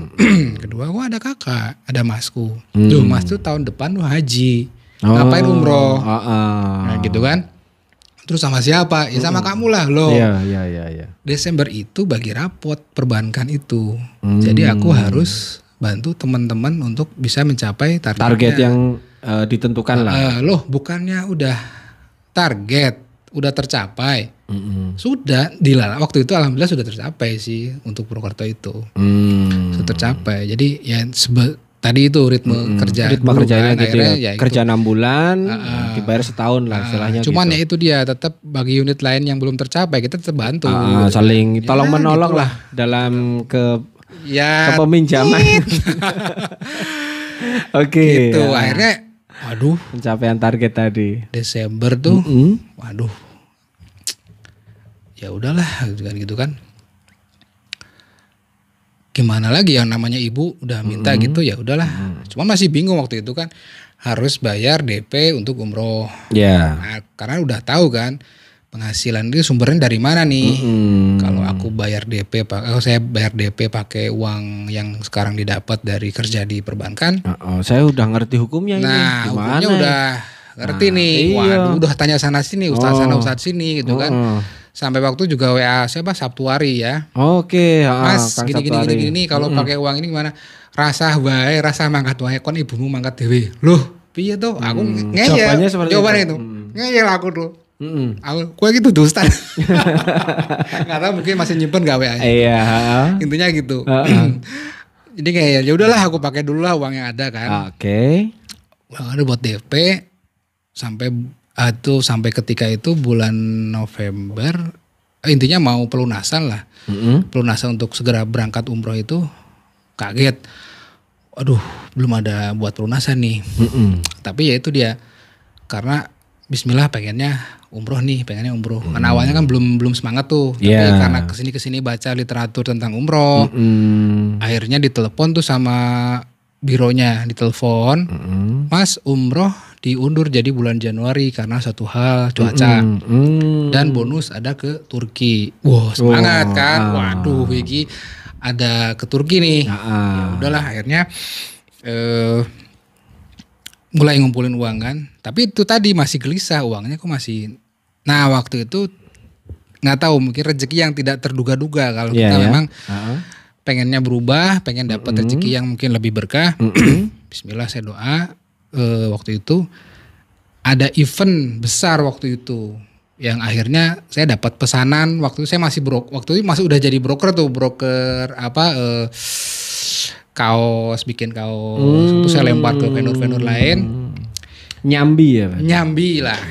Nanti lala dapat event besar yang uangnya bisa buat berangkat gitu kan ke sana, plus belanja lah, ibaratnya plus bonus lah. Di situ baru aku ngomong ke umrohnya, ke bironya, Pak yang kemarin DP tak tarik dulu ya, saya ganti sama lu, sama aja tuh Mas, main ditukar. Ya nggak apa-apa, aku tahu. Aku ambil dulu uangnya lah. Enggak, maksudnya berarti gini, DP-nya kemarin tak ambil tarik lagi, dulu, ini tak kasih. Tak kasih sama Kan pelunasan. gini toh? Iya. Terus bapaknya bilang, sama aja tuh tinggal. Enggak, saya bilang. Oke. Saking takutnya ya. Ya udah, akhirnya Januari berangkat sama ibu, ya gitulah. Nah di sana baru mulai puncak spiritual dan merubah semua mindset lah, termasuk konsep rezeki. Di situ mulai paham banget, sehingga itu adalah nggak bisa dijelaskan dengan logika sebetulnya. Benar. Gitu kan. Perlu cerita ya? Enggak usah lah. Karena sangat mungkin susah untuk dijelaskan dengan kata-kata. Ya tak ceritakan, cuman memang nanti ya memang ini halnya tuh hal goib gitu. Apa ya, menurut ya, karena sebagai seorang muslim kita harus mempercayai hal goib ya, gitu kan. Harus meyakini. Jadi pas saya lanjut berarti ya. Iya, monggo. Pas umroh itu hari pertama, kedua, ketiga kan masih di Turki tuh. Jadi itu saking takjubnya ya. Itu udah selesai ya? Umrohnya Turki dulu. Oh, malah Turki dulu. Berarti nggak umroh dulu ya? Kirain malah umroh jadi dulu. Jadi senang-senang dulu. Malah senang-senang jalan-jalan dulu. Baru umroh. Kan takjub tuh dengan mungkin kejayaan Islam dulu seperti apa. Di Turki ya. Kemudian langsung ke Madinah. Oke. Nah di Madinah saya menemukan ya mungkin keajaiban ya. Maksudnya kayak disentil gitu loh sama Allah itu. Jadi saya hari kedua habis sholat duhur di Masjid Nabawi. Sepulang sholat duhur mau ke hotel, saya di awe-awe itu apa? Ya di awe-awe gitu ya, aja. Ya itu di awe-awe lah. Apa ya bahasanya? Di awe-awe. Ya di mas-mas ini ya gitulah, pakai bahasa Arab nggak ngerti ya. Assalamualaikum. Iya baca bahasa Arab lah, nggak ngerti aku. Habis itu bilang kenapa Pak? Saya bilang pakai bahasa Inggris, cuman dia nggak paham. Nah aku juga, saya juga nggak paham dia ngomong bahasa Arab kan, jadi bingung. Jadi terus kayak ayam bahasa tubuh bebek. Berarti ya. Sama kayak ayam sama bebek gitu ngomong nggak ngerti. Gak nyambung. Sama unggas gitu kan, nggak nyambung. Akhirnya ikro katanya. Baca. Aku baca, dia kan lagi pegang Quran tuh, baca. Kaget. Ini Al-Baqarah ayat 27 surat Al-Baqarah ayat 275. Dia terusin sampai 279. Dia tunjukin sampai 279. Kaget kan? Itu kan ayat-ayat tentang riba. Waduh. Ada apa ini? Jadi pikir saya, dia siapa? Ada apa? Kenapa nunjukin ini? Dengan posisi itu tadi tiba-tiba gitu. Tiba-tiba dia ngelambein tangan, suruh kamu datang. Simbah gitu, jadi berjenggot, udah tua, putih gitu kan, pakai. Dia nunjukin Quran di ayat itu. Al-Baqarah 275. Kaget aku, waduh. Ada apa ini ya bilang kan? Ini kan yang selama ini saya galaukan gitu, waduh, gitu kan. Haram. Dia bilang haram. Terus dia nunjukin tangan gini, ngasih sign. Maksudnya apa gitu loh. Out. Mungkin out. Oke, mungkin secara bahasa tubuh ya. Iya. Nah, dibahasakan mungkin haram, udah keluar gitu aja lah. Mungkin pesan yang disampaikan seperti itu. Itu masih nggak Dan yang ngeh. kamu tangkap seperti itu. Dan nggak ngeh. Iya. Maksudnya Oh, kamu masih lu. Oh ya, oke. Syukron gitu aja bilang Pas saat makasih. itu ya, saat itu belum ngeh. Karena Ya, itu. juga rasa masih ini siapa sih udahlah. Udah syukron makasih udah ke hotel lagi. Udah hotel lagi. Kemudian udah istirahat, tunggu sholat asar di masjid lagi. Habis sholat maghrib menuju isya itu ada waktu jeda tuh. Ya. Nah, diajak rombongan ke Museum Asmaul Husna samping Masjid Nabawi. Kan 99 sifat Allah di situ. Di situ. Jadi ada per room lah, per stand per booth gitu. Jadi dimulai dari Ar-Rahman, Ar-Rahim, Malikul Qudus. Nah, itu dari situ dijelasin Ar-Rahman itu apa, Ar-Rahim apa. Sampai bab Ar-Razak, Maha Pemberi Rizki, dijelaskan sama si penjaga museumnya. Kebetulan orang Indonesia. Oh, guide-nya ya. Guide-nya itu ngomong. Jadi begini Pak, katanya, bab Ar-Razak itu Maha Pemberi Rizki, Allah itu sudah menjamin rezekinya dari mulai sudah menjamin rezeki manusia itu dari mulai lahir sampai ajal. Rezeki tidak akan pernah tertukar gitu kan. Dan barang siapa yang mencari jalan rezeki selain yang ditentukan oleh Allah, itu hukumnya haram dan layak masuk neraka. Ya kan? Contohnya, ini kasih contoh, korupsi kan, mau menipu. Oh dia itu. Korupsi, menipu. Kolusi dan sebagainya. Pas ngomong bab riba, dia ngomong riba, dia pakai toa. Kayak Aziz vokalis Zamrud dulu. Aziz apa? Kristianto. Iya, Kristianto. Riba. Depan muka. Yang mantep pas itu ya? Iya, pas mantep pas bagian itu. Yes. Riba, kaget kan? Ya efeknya kan telinga berdengung kan. Astagfirullah. Nah, refleks lihat ke kiri kanan, ke belakang loh. Ini rombongan kemana gitu kan? Rombongan kemana? Ternyata masih di Kudus, masih di bab Kudus, masih liatin gitu aja. Ini apa artinya apa? Wah. Aku langsung, saya langsung, ada apa ini? Dan waktu itu pas kaget lihat nyari lagi si penjaga museum itu, udah nggak ada. Jadi udah ngumpul lagi sama rombongan itu. Waduh, ada apa ini? Kok aneh gitu ya? Aneh. Kok aneh ya? Tadi siang ini. Maghrib ini. Ada apa nih? Dua kejadian yang memang itu yang dirisaukan selama ini. Udahlah. Habis Isya mikir. Habis Isya ada apa nih? Udahlah. Jalan aja lah gitu kan. Udah Isya terus sampai tahajud subuh masih gelisah. Setelah subuh itu ada apa? Apakah ada kejadian yang sama seperti kemarin? Dinanti ya berarti ya. Kayak next apa nih gitu. Ada apa lagi nih? Karena malam ada kejutan apa lagi malam gitu sebelum tidur ya. tambah galau. Sampai duha nggak ada, zuhur nggak. Nah zuhur di masjid nggak ada, habis pulang itu nggak ada nih. Ternyata, pulang dari masjid ke hotel, kan makan siang. Biasanya kan sama rombongan tuh. Nah pas nyari tempat duduk, full. Kita rombongan Indonesia udah penuh, full.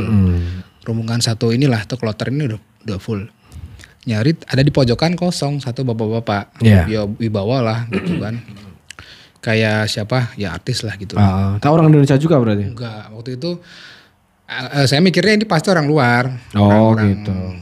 Ya Timur Tengah lah. Iya. Sana ya mencoba untuk ngomong bahasa Inggris. Intinya permisi Pak, boleh saya duduk di sini? Oh silakan. Duduk lagi makan. Tiba-tiba dia bilang Indonesia. Iya Indonesia bilang gitu. Aku nanya, Bapak dari mana? Saya Kazakhstan. Bahasa Inggris tapi ya? Bahasa Inggris. Oke. Terus itu dia bilang, saya kok ngelihat Bapak, ngelihat Anda itu seperti melihat saya dulu ya, Pak. Ke saya, dia ngomong. Iya. Maksudnya gimana Pak? Aku bilang gitu kan. Boleh nggak saya cerita? Oh silakan. Yes. Cerita sambil makan. cerita dia semua. Kok Pengalaman hidup lah. kaget, kok sama pengalaman hidupnya dia dengan saya. dengan gitu. saya, titik komanya kok sama. Wah, ada apa ini? Waduh. Tanya balik, Bapak tuh siapa sebetulnya? Gini tanya. Dia cerita, oh dia itu dulu bekerja juga sama di lembaga keuangan di Kazakhstan sana, di Kazakhstan sana. Yes. Posisi terakhir sebagai direksi, dia keluar hijrah dia itu. Dia berpesan, jadi gini, Pak, kamu itu punya potensi menjadi orang yang baik. Saya tuh, coba jalan lurus ke depan, jangan pernah berbelok ke kiri dan ke kanan, tapi menoleh boleh. Hanya untuk mengingatkan. Itu pakai bahasa Inggris. Belum paham. Pesannya itu. Lurus ke depan dan ikuti orang-orang terdahulu. Itu pesannya. Bingung kan? Waduh. Maksudnya apa ini? Jalan lurus ke depan. Nggak boleh belok kiri. Akhirnya tanya kan ke Ustadz. Setelah selesai, tanya ke Ustadz yang bareng umroh. Ustadz, kalau yang dimaksud orang-orang terdahulu itu gimana ya maksudnya? Kan saya tuh bapak saya dosen, PNS, terakhir dosen lah, dia PNS terakhir. Terus kakek saya dia penjahit, tailor, gede juga dulu di Sukabumi kan. Apakah harus saya mengikuti jejak dia? Orang tua gitu ya? Orang tua lah, karena emang selama hidupnya nggak pernah aneh-aneh kan, nggak pernah neko-neko kan. Oh bukan mas, yang dimaksud orang-orang terdahulu itu adalah salafus soleh, orang-orang soleh di zaman dulu kan. Zaman dulu. Waduh. Oh iya kalau itu saya tahu kan gitu. Bukan orang tua kita. Bukan orang tua kita. Waduh, kok mendadak ngeblank gitu kan. Oh berarti cluenya adalah ya emang saya harus segera menuju ke jalan itu. Iya. Singkat cerita, lah, udah mantep lah berarti 3 clue tadi itu, ya kejadian-kejadian itu berarti sudah kayaknya sih harus segera nih. Iya, untuk memantapkan hati. Dan itu juga sudah karena konsep rezeki yang semalamnya udah didapat dari itu, akhirnya berani ngomong ke ibu kan. Tapi waktu masih udah selesai umroh kan? Sebelum pas mau ke Mekah. Jadi masih di Madinah. Ngomongnya masih di situ. Ngomong sama ibunya. Mau perjalanan menuju ke Mekah, sebelumnya jadi waktu sholat maghrib, kalau mau sholat maghrib, setelah sholat maghrib kita makan malam, ngobrol sama ibu kan, Mah, Bismillah saya mau keluar dari perbankan ya. Keluar dari kerja lah. Keluar dari kerja ya. Lo kenapa? Ya aku langsung jelasin hadis. Yang didapat dari gitu kajian lah. dari gitu. Itu haram lah, sama dengan menzinai ibu sendiri. Loh kok bisa gitu? Ya enggak gitu. Nah ibu gitu. Tanggapannya ibu harusnya enggak dong. Kamu bekerja di apalagi pemerintah BUMN gini-gini. Nanti hasilnya juga buat rakyat juga gini. Iya benar. Aduh susah kayaknya nih ngomong kayak gini ke ibu nih. Bingung. Nanti anakmu mau dikasih apa? Istrimu mau dikasih apa? Aduh, udahlah. Bingung. Udahlah kamu jangan aneh-aneh lah. Gak sayang sama jabatan lah. Gak sayang sama pendapatan lah. Gitu kan. Bingung kan. Dari ibu sendiri kan. Dari ibu sendiri kan. Pikir wah ibu belum paham tentang ini kan gitu. Ya sudahlah akhirnya malam itu kita ke Mekah perjalanan 6 jam atau 8 jam kalau saya naik bis. Yang lain pada tidur di bis. Nah saya itu gak bisa tidur. Merencanakan bagaimana caranya ngomong ke ibu. Supaya ibu merestui ya. Ibu merestui supaya saya itu bisa keluar gitu. Oke lah. Sampai Mekah. Mulai kan tawaf. Di situ berdoa. Ya Allah beri jalan supaya hambamu ini bisa meyakinkan ibu supaya saya bisa segera hijrah gitu kan dari pekerjaan yang tidak berkah ini. Nah, gitu kan. Udah selesai sampai rangkaian ibadah sa'i tahlul gitu kan, cukur rambut, terus habis itu ngomong ke ibu, Mah, Bismillah, yang tadi saya ngomong ini mau perjelas lagi, mau yakinkan lagi bahwa saya harus keluar segera dari pekerjaan yang sekarang ini. Kenapa atau gini-gini? Ya udah waktu itu memang udah nggak bilang lagi dalil-dalil lah, hadis Quran itu dan sebagainya, nggak udah nggak diucapin. Cuman akhirnya jujur aja ngomong, Pak dulu tuh saya itu kerja di perbankan tuh gini. Semua kelakuan buruk tuh saya ungkapkan. Termasuk saya pernah membunuh 9 orang gini. Loh kaget lah, kamu ngapain bunuh orang? Enggak, maksudnya tuh mungkin dengan tangan saya, nada tangan surat apa waktu itu yang sampai orang pun akhirnya menagih. Orang yang dulunya memang berteman dengan kita menjadi nasabah, ada masalah, macet, stres, akhirnya mati, jantung dan sebagainya, tak ceritain. Dulu gitu kan ada kasus ya? Ada kasus yang memang itu tidak diungkap sebetulnya. Oke. Dan mereka nggak mau tahu sebetulnya, nggak diungkap. Dan itu ya kita mikirnya ya itu kesalahan mereka lah. Iya benar. Lawang kamu itu pinjam ke kita, gitu kan? Kamu nggak balikin, ya udah resiko kamu lah. Mau mati kayak mau apa kita serahkan gitu.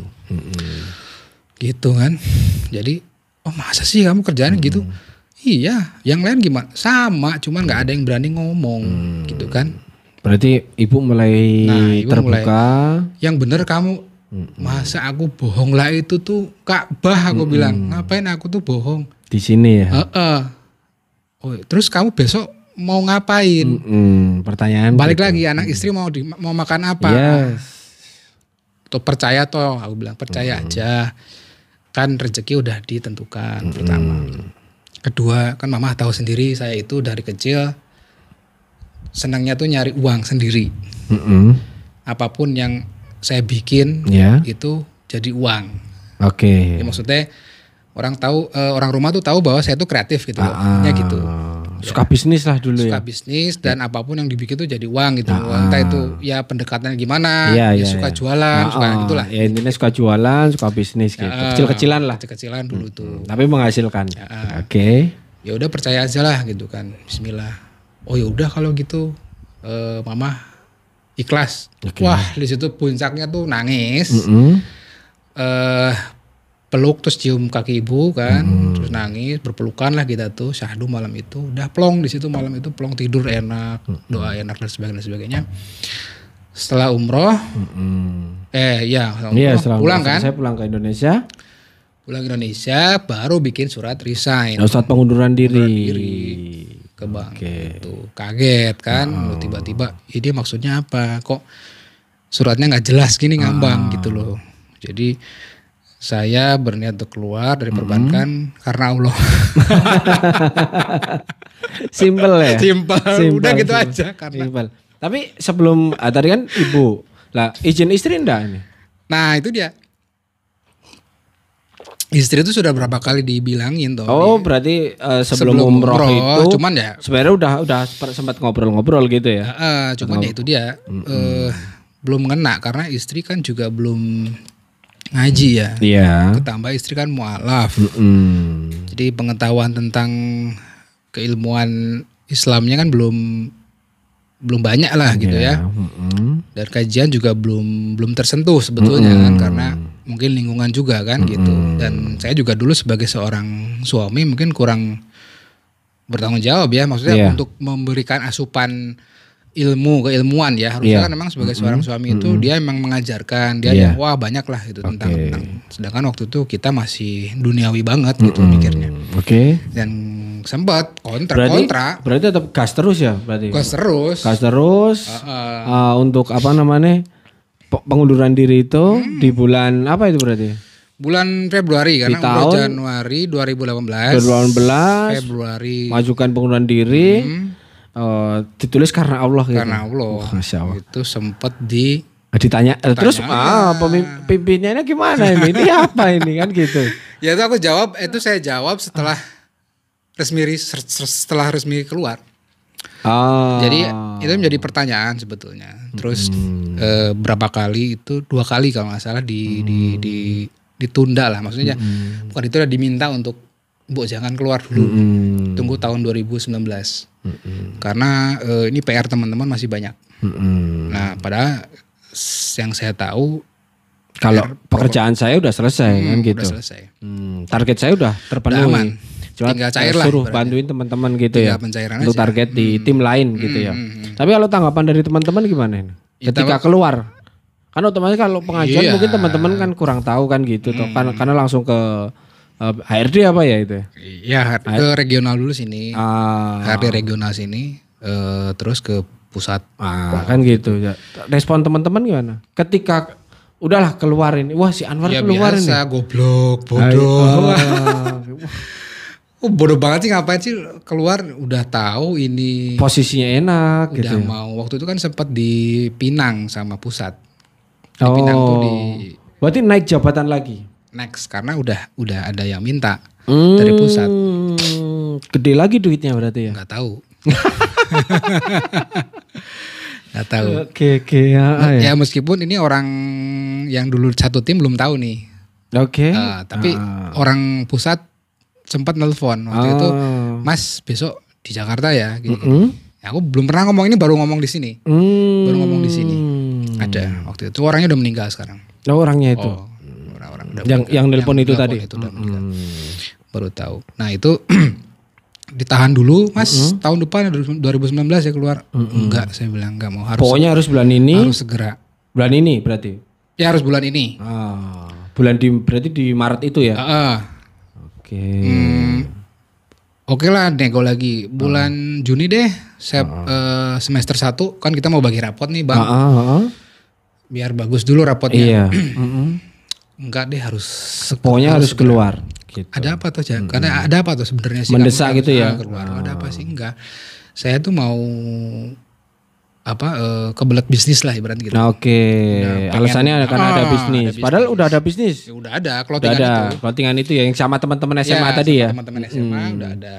Tapi kalau secara penghasilan ya masih jauh lah. Enggak, maksudnya gini. Apa? Sudah ada penghasilan kan gitu. Ya, yang di clothing temen tadi kan gitu. Jadi sudah punya planning ke situ kan gitu. Untuk kembangin di situ. Iya. Jadi gitu. Ya kita pengen fokus ke situ. Fokus ke pengen bikin bisnis gitu. Dan juga itu tadi karena besok udah punya planning juga setelah keluar dari sini, selain ada clothing juga buka vendor. Vendor itu. Gitu. Jadi sebelumnya kan resign tuh sempat kursus dulu tuh sablon gitu kan. Kursus di Mas Agus Kelambi. Mas Agus Kelambi. Jalan Kaliurang. Wah, kurang tahu aku. Waduh, itu suhu itu. Oke, maaf Mas Agus. Kurang tahu. Ya memang singkat sih. Tadi belajar di situ. Ya. Untuk pengembangannya sendiri kan. Untuk pembuatan istilahnya mulai buka produksi gitu ya. Produksi kayak warna itu. Produksi kayak warna di situ.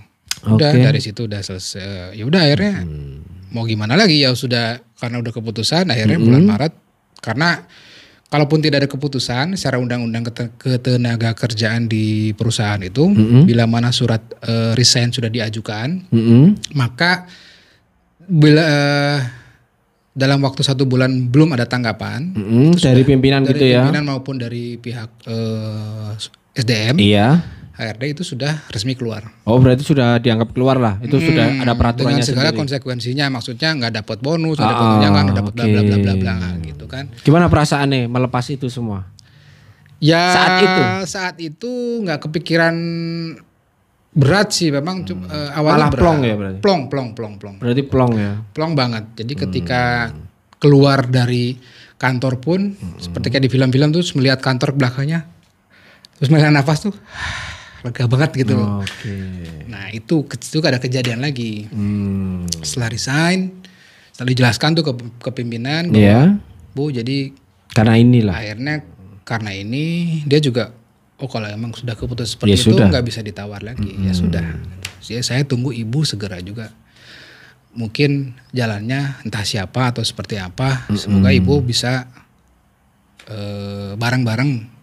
Tidak berada di sini gitu kan. Bahasanya diplomatis lah gitu. Oh ya udah, keluar resign, azan zuhur. Setelah keluar dari kantor itu keinget, wah, sholat dulu lah di Solo, di kantor itu. Gitu. Kan di Solo kan, ngadepnya ke Solo kan, ke pusatnya tuh di Solo untuk yang bisnis komersial ini kan. Sholat dulu sebelum pulang ke Jogja kan. Ketemu tukang parkir lagi nggak? Itu kepikiran. Wah, aku harus bilang terima kasih sama tukang parkir. Dulu kan masalah sholat. Aku punya utang nih sama dia. Aku tak beli makanan ke samping kantor, ada Ricis Factory itu. Tak beli. Biasanya ngantri, ini enggak. Tiba-tiba langsung dapat aja. Wah ini udah kayaknya udah disetting nih. Udah ngasih cari tukang parkir. Cari nomor. Tiba-tiba cari tukang parkir.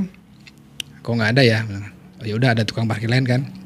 Tanya, Mas nun sewu, yang tukang parkir biasa di sini jam segini di mana ya?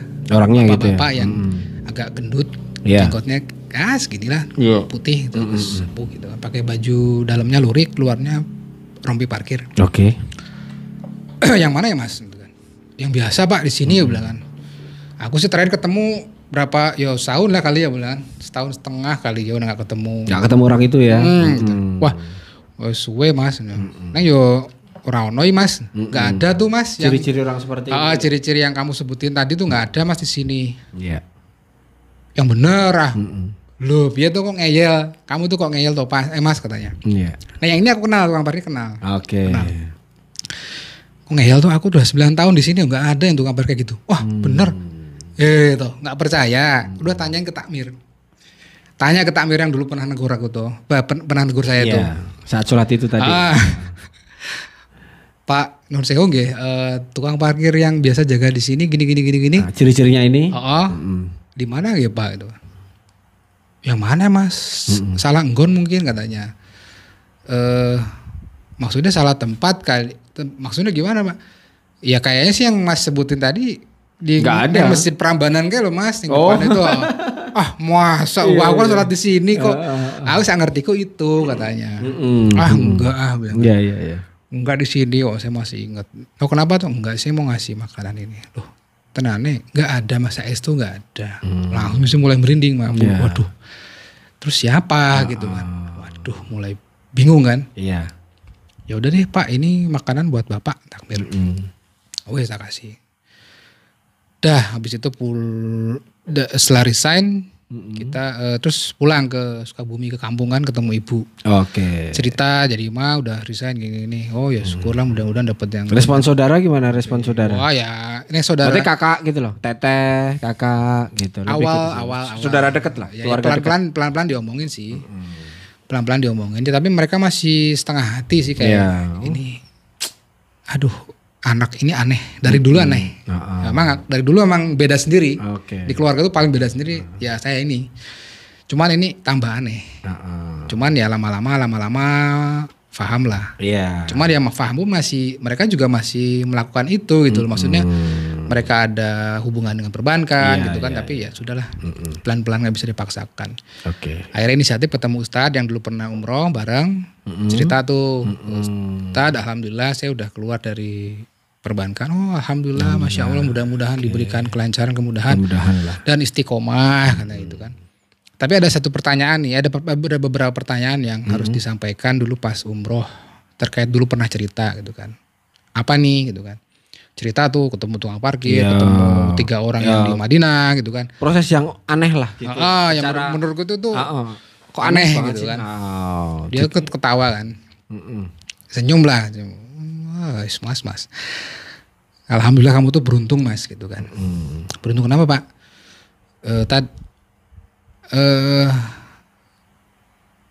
Seandainya Mas sosok tukang parkir yang ketemu Mas Anwar ini pada waktu itu adalah sosok malaikat pencabut nyawa pada hari itu. Yang harusnya ya mungkin saja Mas Anwar tuh udah meninggal. Bisa saja pada hari itu. Karena keputusan hari itu adalah Mas Anwar itu pilih ke tempat hiburan atau ke masjid. Benar.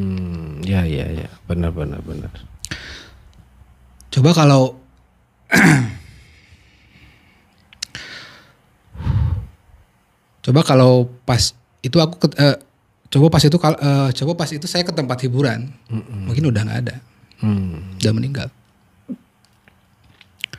dan meninggal dalam keadaan maksiat, bro. Itu dari ustadznya tadi ya. Itu jadi Allah itu masih sayang sama kamu Mas Anwar. Jadi Allah ngasih kesempatan Beberapa istilahnya lewat malaikat yes. itu untuk menunda kematianmu. Apakah kamu menjemput hidayah? Maksudnya menjemput hidayah itu kamu itu datang ke masjid itu Iya. dengan rasa gelisah kamu waktu itu, atau kamu mau ke tempat hiburan yang mungkin nanti ya Allah juga udah gak ngasih excuse buat kamu, silakan cabut nyawa aja, meninggal gitu loh. Oke. Dan yang 3 sosok tadi ketemu di Madinah, Di Madinah. Heeh. si Ustadz bilang ya itu udah settingannya Allah, udah settingan Allah, Allah udah nyeting gitu bahwa itu para malaikat yang membantu kamu jalan menuju untuk yang membantu kamu menuju jalan Untuk hidayah. Iya. Dan kamu tuh mengikutinya gitu loh. Berarti kamu menjemputnya gitu. Menjemputnya. Karena sejatinya hidayah itu dijemput, bukan dicari. Ya, oke. Jadi ibarat kata kamu itu mau naik kereta api, kamu tuh nggak nyetop kereta api di palang spur. Ya. Itu resiko. Kamu ditabrak. Iya kamu mau nyari keretanya, tapi resiko ketabrak. Salah gitu loh. Coba kamu jemput si kereta itu dengan kamu mempersiapkannya semua. Contoh, kamu tuh ke stasiunnya, beli tiketnya, beli bekal dulu kan. Oh iya benar. Beli makan dulu, beli bekal dulu, beli tiket dulu, udah siap kamu jemput kereta itu, kamu duduk di stasiun nunggu kereta itu sambil nunggu ya. Iya. Dalam artian kita udah bergerak, udah mempersiapkan. Datanglah kereta itu set. Nah, itu momentum yang pas. Ketika hidayah datang, kamu jemput. Nah, itu. Nangis. Ya Allah. Masih baik ya Allah sama saya gitu kan. Dan dari rentetan kejadian tadi dosanya tuh terlalu banyak gitu loh. Waktu dulu waktu kerja itu kan, rangkaian dosanya tuh maksiatnya tuh terlalu banyak. Jadi kalau boleh saya simpulkan, dosa riba itu masih enggak, maksud dalam artian masih enggak, meskipun itu besar ya, dosa besar dosa riba itu. Cuman si dosa riba itu membukakan pintu-pintu maksiat, dosa-dosa maksiat yang lain. Itu efeknya tuh. Kenapa makanya itu menjadi sumber dosa terbesar di pekerjaan itu. Ya. Itu bro. Jadi dengan niat bismillah, ya deh saya melepaskan semua. Besok makan apa, anak istri makan Siap apa, yakin ya gitu. Allah yang menjamin itu. Jadi itu. Dari rentetan kejadian terus ya alhamdulillah maksudnya gini, Kang Anwar udah ya itu ikut pengajian tadi, itu kajian tadi, terus dari rentetan sesuatu yang ya mungkin kita nggak bisa logika dan mungkin buat teman-teman itu sesuatu yang ya nggak logis. Nggak logis. Kan seperti itu ya. Tapi itu kejadian memang saya banyak dikisahkan juga dari teman-teman juga yang lain. Mungkin kan berbeda-beda, versinya kan beda-beda. Ada yang ini, ada yang mungkin dari Kang Anwar sendiri seperti ini kan gitu. Menjadi titik balik kan gitu. Menjadi titik balik dari yaitu tadi dari yang bekerja di perbankan, resign dan sekarang memutuskan untuk usaha mandiri kan istilahnya kan gitu. Bismillah. Lepas dari itu semua kan gitu. Iya. Dan balik lagi tadi, memang nggak bisa dirumuskan, nggak bisa dianalogikakan, nggak bisa apa ya? Tadi nggak bisa, nggak masuk logika emang. Jadi ketika memang dasarnya kita orang-orang perbankan itu apa-apa analisa, apa-apa data, apa-apa. Data ya. Jadi memang harus ada proofingnya gitu kan. Tapi nggak bisa ketika kita tuh jadi akhirnya jadi orang-orang yang bebal gitu loh. Ketika datang perintah Allah yang memang tidak serk dengan kita, ya kita udah punya argumen sendiri dan bebal sekali. Dan jadi masuknya itu bukan lewat dalil Quran dan hadis, bukan dan risalah tapi lewat spiritual, lihat hal goib. Dan itu ngena banget buat saya. Dan akhirnya saya share ke teman-teman. Rentetan kejadian itu. Sharing ke teman-teman yang seprofesi, ya mungkin Bukan karena saya, tapi bukan. Memang karena teman-teman menjemput hidayah dan memang karena Allah pemilik hati teman-teman. Mereka juga keluar. Si para pendekar-pendekarnya ini tuh. Gitu. Berarti ada teman-teman yang dari Solo berarti ya? Ada dari Solo. Oke. Alhamdulillah saya ngikutin ya berarti. Senang campur terharu ketika dulu yang kita ya maksiat bareng gitu dan sekarang kita menjadi ya bismillah gitu kan, kita menjadi pejuang untuk mendakwahkan anti riba ini gitu loh. Saya salut gitu sama teman-teman yang dulunya mungkin ya kita bukannya mau buka itu, memang lebih parah lagi gitu kan. Tapi mereka menjadi wah masya Allah, ini menjadi saya jangan merasa malu gitu kan. Teman saya tuh yang satunya tuh udah kayaknya kok dia total di jalan dakwah gitu kan. Wah keren lah pokoknya gitu. Dia perkara rezeki ya Allah yang atur lah gitu. Iya. Oke. Tapi masalah rezeki ini kan sebenarnya kan ya bikin kita galau gitu loh. Jadi buat teman-teman yang istilahnya kan tadi kan hijrahnya itu. Nah, hijrahnya Kang Anwar kan kayak gitu. Kita main logika kan gini, ya nggak semudah itu juga kali kan gitu. Maksudnya gini, ketika kita ngambil jalan hijrah, otomatis kita ambil resiko yang gede juga untuk di dunia. Nah kan gitu. Penghasilan sudah ndak ada, yang harusnya ya udah mapan lah bisa dibilang gitu. Terus kita jalan usaha, ya kalau lancar. Itu kan gitu. Betul. Pasti kan ada ya itu kerikil-kerikilnya, bukan kerikil lagi lah. Saya pernah dengar itu dari teman juga itu, kalau kita berbuat dosa itu pasti akan ada balasannya. Betul. Mungkin kita kan sudah tobat dari perbuatan maksiat kan gitu. Terus kita merencanakan untuk hijrah. Kita mau coba berbuat baik kan gitu. Betul. Lah, biasanya itu dari teman-teman nggak siap di sini. Kan gitu kan? Iya enggak? Ya mungkin kalau kita bilang gitu, kayaknya simple ya, rezeki itu gini. Itu Iya. Kalau teori versi versi Kang Anwarnya itu gimana itu? Mengatasi itu biar kita tetap yakin, tetap istiqomah bahwa kalau kita ngandelin janji itu kan malah bahaya. Betul. Gitu, gini. Maksudnya janji di sini kan kalau saya sendiri ibaratnya gini. Allah itu udah janji gitu. Betul. Barang siapa yang meninggalkan yang istilahnya yang buruk, yang haram akan digantikan dengan yang lebih baik dan lebih baik dan lebih banyak gitu. Betul. Itu kalau terjadi dalam waktu dekat. Itu mungkin kita bisa pakai itu.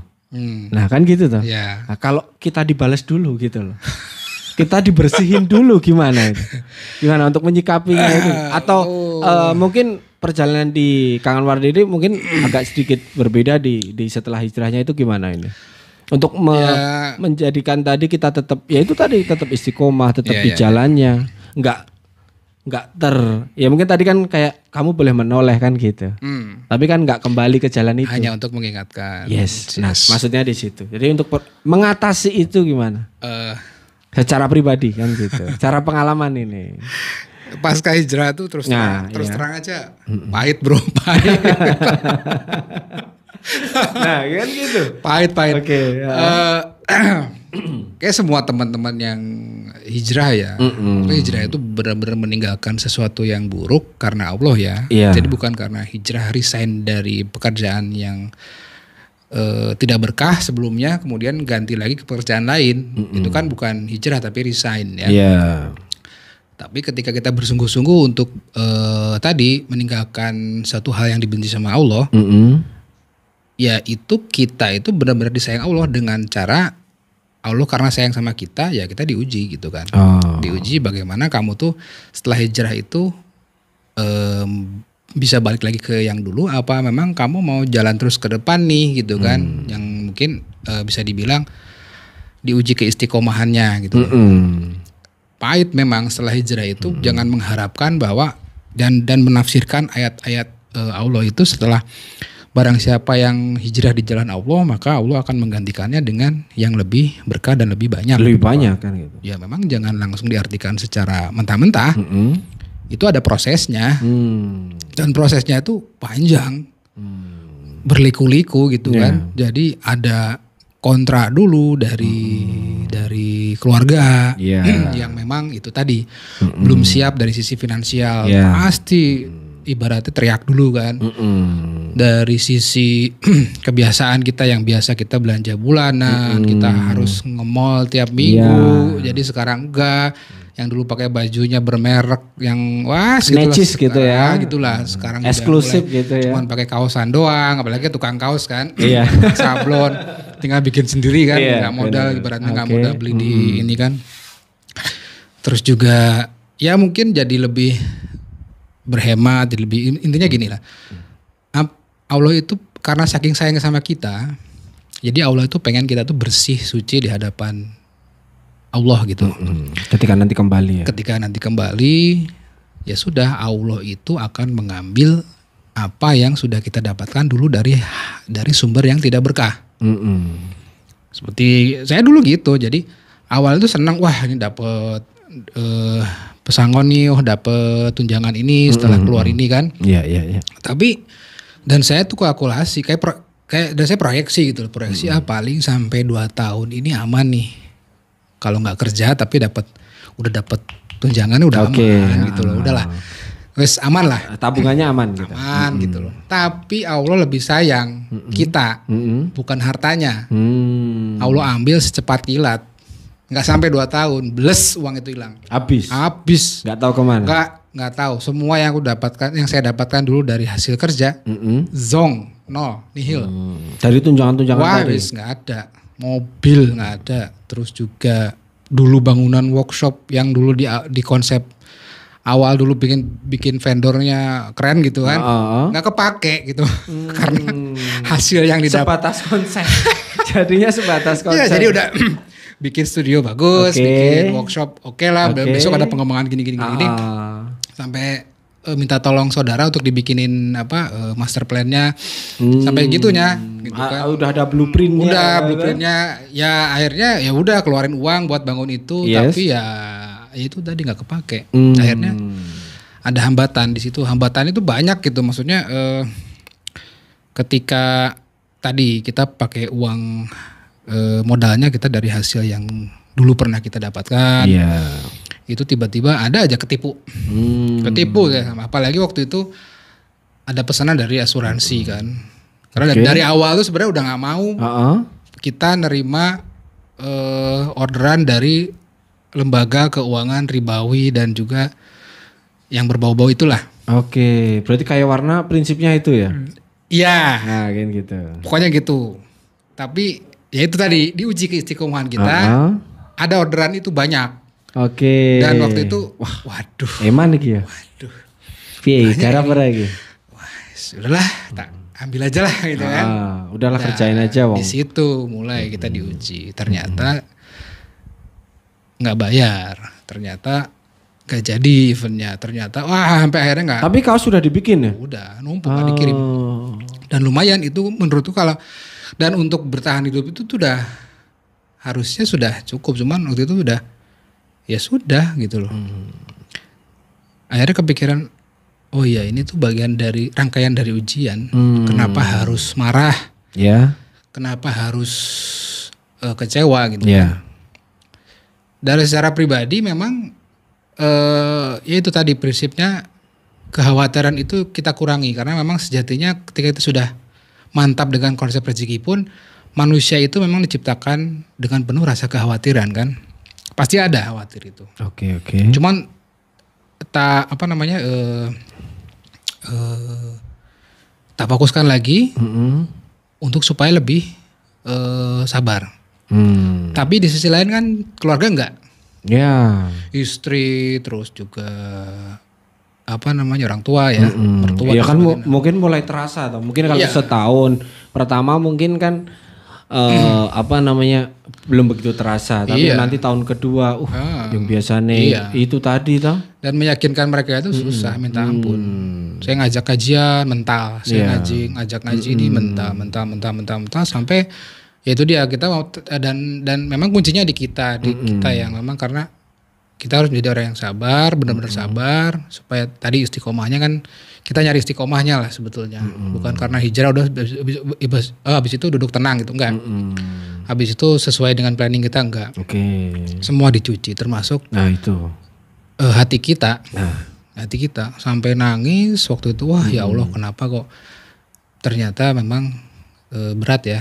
Sampai juga mau pisah sama istri karena tidak satu frekuensi. Ketika istri mau ini, saya harus gini. Saya memaksakan untuk istri satu frekuensi. Satu frekuensi itu adalah saya ngaji, dia ngaji gitu loh. Ya ikut sepemahaman saya. Iya, dan waktu itu ngajinya dan aktivitas saya langsung gitu. Ini ya langsung apa namanya, langsung berat gitu, berat. Dan memang waktu itu saya baru tersadar ketika ada satu ustadz yang dulu memualafkan istri saya tuh bilang sebelum dia meninggal, waktu itu imam besar ini Masjid Syuhada. Ustadz Tohabudin. Dia berpesan, Mas Anwar, punya istri seorang mualaf itu seperti punya bayi seumur hidup. Seperti punya bayi seumur hidup. Jadi tugas kamu yang ngopeni lah ibaratnya. Ngomong. Habis itu udah, terus pulang kampung ketemu teman yang bilang, ngapain kamu menyamakan satu frekuensi yang kamu sendiri sudah mungkin lebih paham jauh, tapi istrimu yang memang masih dasar, kamu paksakan untuk segera bisa. Ibarat kamu punya bayi, tapi disuapin sama sendok tembok. Sendok tembok maksudnya? Sendok tembok yang buat semen itu loh. Sekop ya? Sekop. Jadi nyuapin bayi pakai sekop. Ya muntah, nggak bisa. Berarti yang bodoh siapa?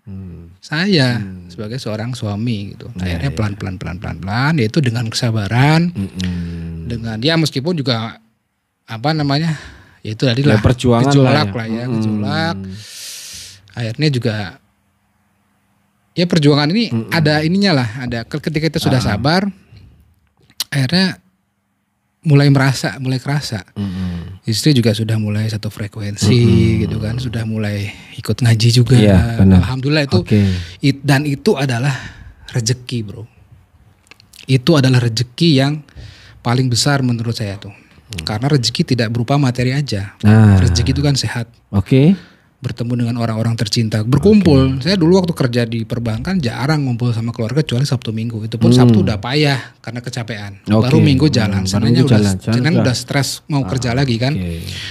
Terus juga bisa hidup, bisa sehat. Tadi bisa berkumpul dengan orang-orang soleh itu rezeki kan. Nah dulu waktu masih kerja di perbankan, sebulan sekali minimal itu anak masuk rumah sakit. Sakit. Apapun itu yang aneh-aneh lah penyakitnya. Iya, ini masuk di yang segi aneh-aneh tadi juga. Iya, kan. Dan ketika sekarang saya sudah resign, hijrah lah. Iya. Memantaskan diri kepada Allah dalam artian dia pelan-pelan mencoba cari yang halal lah intinya kan gitu. Cari yang berkah dan sebagainya. Alhamdulillah nggak ada kejadian itu, Mas. Bro. Berarti nggak. Paling ya cuman sakit flu, batuk kan obat gitu. Warung aman lah ya. Kalau dulu masuk rumah sakit? Dulu rumah sakit. Habis sampai dalam artian plafon asuransi belum setahun aja udah habis. Udah habis. Aircon nombok toh. Nombok. Istri juga ya gitulah. Jadi hal-hal aneh yang memang dulu dirasakan pada saat dulu bekerja. Itu sekarang nggak ada. Alhamdulillah. Berarti selama kerja itu gimana ya? Ya gaji yang gede, fasilitas yang memadai, itu nggak ada sekarang. Jejaknya nggak ada.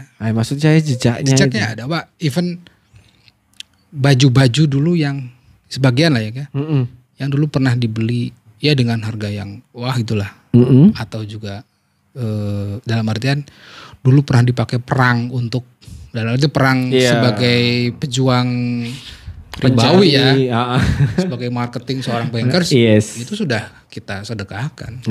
Saking mungkin apa ya? Ya intinya kamu di sini saya pengen menghilangkan ya, gitu ya. Termasuk mobil. Sekarang pakai motor, second. Ya nyaman sih. Nah, berarti di sini poinnya itu ketika teman-teman hijrah itu berarti intinya yakin dulu ya.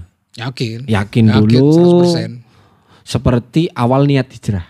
Iya. Nah kan gitu. Iya. Biasanya kan di prosesnya ini Jadi ya. bukan teori. Nah kan gitu. Berarti yakin dulu apa sih yang didapatkan gitu. Ya intinya kan di sini kan otomatis kan kalau saya dengar dari cerita tadi adalah ketenangan. Bener, tenang kita nggak punya hutang. Iya. Tenang kita nggak, tadi anak nggak sakit ya. Ya. Tenang kita bisa kumpul sama keluarga. Terus nggak tahu juga tenang kita, walaupun kita tidak punya uang lebih, tapi tenang karena Allah cukupkan. Nggak pernah kita protes, cuma dapat segini, atau dilihat nominal di rekening. Beda banget ini digitnya. Wah ini nggak sesuai sama hitungan cash flow nih. Iya. Tapi nggak tahu, itu nggak bisa di.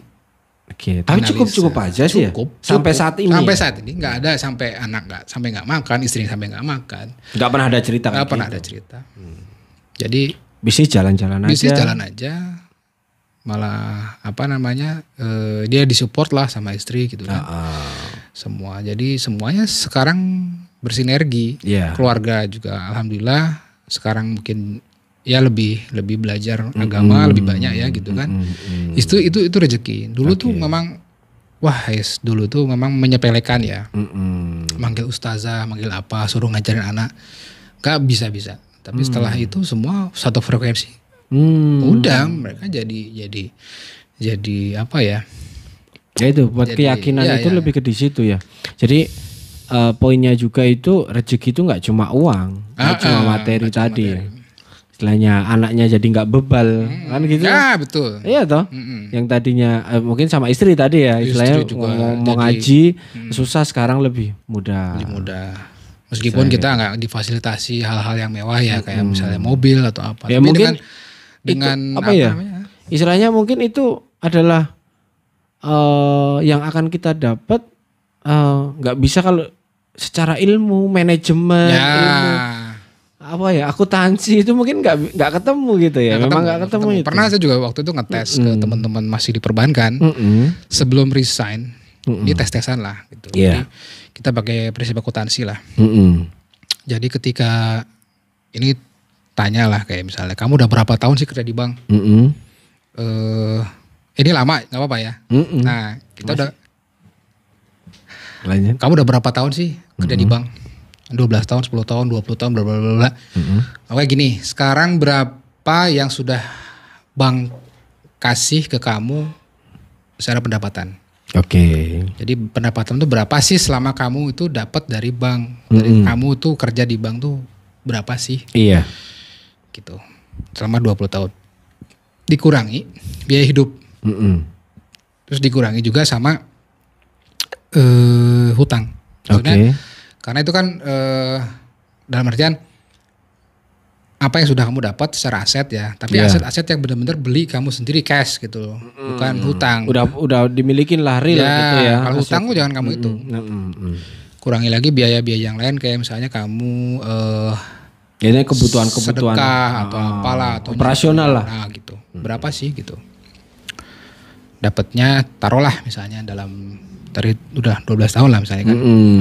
Sekarang cuman ada dihitung ada 100 juta sisanya. Oke. 100 juta itu ada nggak di rekening? Nggak ada. Kebanyakan bilang nggak ada. Nggak ada. Ada 8 orang bilang nggak ada. Ya semua emang 8 orang. Semuanya 8 orang itu bilang nggak ada. Nggak ada. Ya mungkin sisanya jadi aset mas, jadi tanah dan sebagainya. Oh tapi cash ya belum. Oke. Berarti taruhlah kurangi berapa? Ya mungkin tinggal 50 jutaan lah. Ada nggak di rekening? 50 juta. Waktu itu tanya dengan contoh ya ini ya. Nggak ada mas. Terus sisanya kemana? Kemana itu? Nah gitu. Tolong dijawab. Teman-teman ini kan analis. Yes. Basicnya akuntansi, jago-jago. Posnya itu kemana? Larinya kemana? Larinya kemana itu uang-uangnya itu? Kemana ya? Loh. Seorang analis itu nggak boleh. Haram hukumnya bilang kemana ya? Enggak, analisa dong. Iya, kemana? Iya. nggak bisa jawab. Ah. Dan hari loh kok bisa ngasih pertanyaan kayak gitu. Ini kan pertanyaan simpel. Dalam pertanyaan gini, teman-teman kan jago menganalisis satu perusahaan. Iya. Dan itu sampai detail. Dan itu ketemu angkanya berapa. Nah, sedangkan hidup kalian aja nggak diurusin gitu kan. Untuk masalah itu. Sebenarnya simpel hitungannya nggak sejelimet perusahaan kan. Iya. Tapi ketika pertanyaan ini dilontarkan, kemana pos ini? Apakah aku kan emang nggak ngurusin? Ya oke nggak ngurusin pun kalian bisa ngitung secara silly lah, secara bodoh lah, secara inilah, secara ya biasa aja lah. Gitu, nggak usah terlalu pakai alat apa gitu kan. Nggak bisa kejawab. Akhirnya bilang, terus maksudnya pertanyaannya apa? Gitu kan. Boleh nggak saya simpulkan bahwa uang nggak berkah? Loh, maksudnya apa? Mulai gejolak. Maksudnya apa ini? Uang nggak berkah itu maksudnya apa? Loh, mulai rame nih. Teman-teman yakin sama hal gaib? Yakin lah gitu kan. Tuhan aja gaib. Iya betul kan gitu. Yakin gak ini uang itu uang siluman? Loh, aneh-aneh. Kamu udah mulai aneh mistis nih ya. Gitu kan. Enggak, maksudnya tuh uang yang menguap. Itu bahasa plesetannya itu uang digondol setan lah gitu. Gitu. Jadi uang panas. Loh, kan saya nggak dipakai buat maksiat katanya. Uang entertain di kantor, bayarin kantor. Iya, itu kan sudah kamu hitung. Kemana uangnya gitu loh. Kamu punya istri lagi? Oh enggak. Kemana itu keluarnya? Kemana enggak gitu. Ya. Ya udah akhirnya itu jadi pertanyaan baru ngomong masalah. Kalau memang percaya, saya mengalami itu. Dan saya rasa untuk pekerjaan seperti ini sudah tidak cocok lagi. Karena hitung-hitungannya nggak pas. Ya karena pendekatan itu hitung-hitungan ya ke teman-teman di perbankan itu. Karena hitung-hitungnya udah nggak pas. Aku harus nyari tempat lain yang memang sesuai gitu. Apa itu? Nah, gitu. Baru teman tanya, emang apa? Ya ada deh bilang gitu. Itu sebelum keluar dulu. Iya. Baru. Oh berarti cerita itu tadi belum keluar? Belum, waktu masih. Tapi udah mulai menyebarkan. 2016 iya, itu. 2016 waktu itu masih ingat itu mas karantina itu, di sekolah. Apa namanya diskusi ringan lah istilahnya. Ya itu kan ada kayak sekolah lah pelatihan lagi di pusat kan. Jadi bagi teman-teman yang levelnya manajer itu sering disekolahin gitu kan. Oke. Dibekali lah amunisinya tuh biar di Jakarta di mana gitu kan. Ada pelatihan khusus lah. Jadi kita udah ya apa ya lembaga-lembaga yang bonafit jadi ya memang positifnya ada kita dapat ilmu ya ketika kita keluar dari perbankan dapat ilmunya yang baik yang bisa kita terapkan manajemennya lah nah tadi yang tidak berkahnya yang tidak bagusnya kita tinggalkan gitu. Oke lah itu sih ini karena obrolan yang cukup panjang lelah kayaknya panjang dan melelahkan ini. Tapi asik ini, tapi asik maksudnya gini, mungkin buat teman-teman di sana para ya bisa dibilang pejuang hijrah lah, nah kan gitu, yang masih ragu, berarti poinnya itu yakin kan gitu. Betul. Mungkin ada apa ya tips lagi dari yang masih ragu. Masih ragu pengen keluar atau ya pengen bukan keluar sih lebih ke kita tarik secara general aja jadi intinya perbuatan yang penghasilan yang masih mengandung yang haram mungkin kan gitu dari maksiat ke jalan yang lebih baik ya sudah ibaratnya hidayah itu udah dapat betul tapi masih ragu ini diambil apa enggak kan gitu nah itu mungkin ada motivasi lah gitu. Secara moralnya gimana ini? Apa ya tips motivasi? Intinya gini lah. Hijrah itu nggak bisa sendirian. Nggak bisa sendirian. Karena ketika kita sendirian itu godaannya banyak. Dalam artian duniawi, pastilah duniawi ya. Kita ya itu tadi ketika ujian telah datang. Karena setelah hijrah itu kita nggak bisa santai. Kita akan dicuci tadi kan. Kita harus siap. Kita harus yakin. Jadi Ustadz saya bilang tuh pernah bilang bahwa riba itu seperti kita minum di dalam botol air, di dalam botol bekas minyak goreng. Oke, maksudnya? Jadi kalau kita bersihkan, ya si bekas sisa minyak goreng itu di botol itu, terus kita isi air minum, terus kita minum, masih kerasa ada minyak gorengnya, lunyuk gitu licin. Sampai dibersihkan lagi, kita isi air minum lagi, masih terasa lunyuk, masih terasa licin. Terus sampai benar-benar bersih, si botol itu siap dipakai dan rasanya sudah benar-benar murni air putih.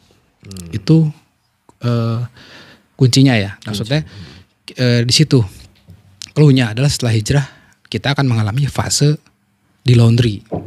Fase. Nah, bersabarlah. Jadi bersabarlah.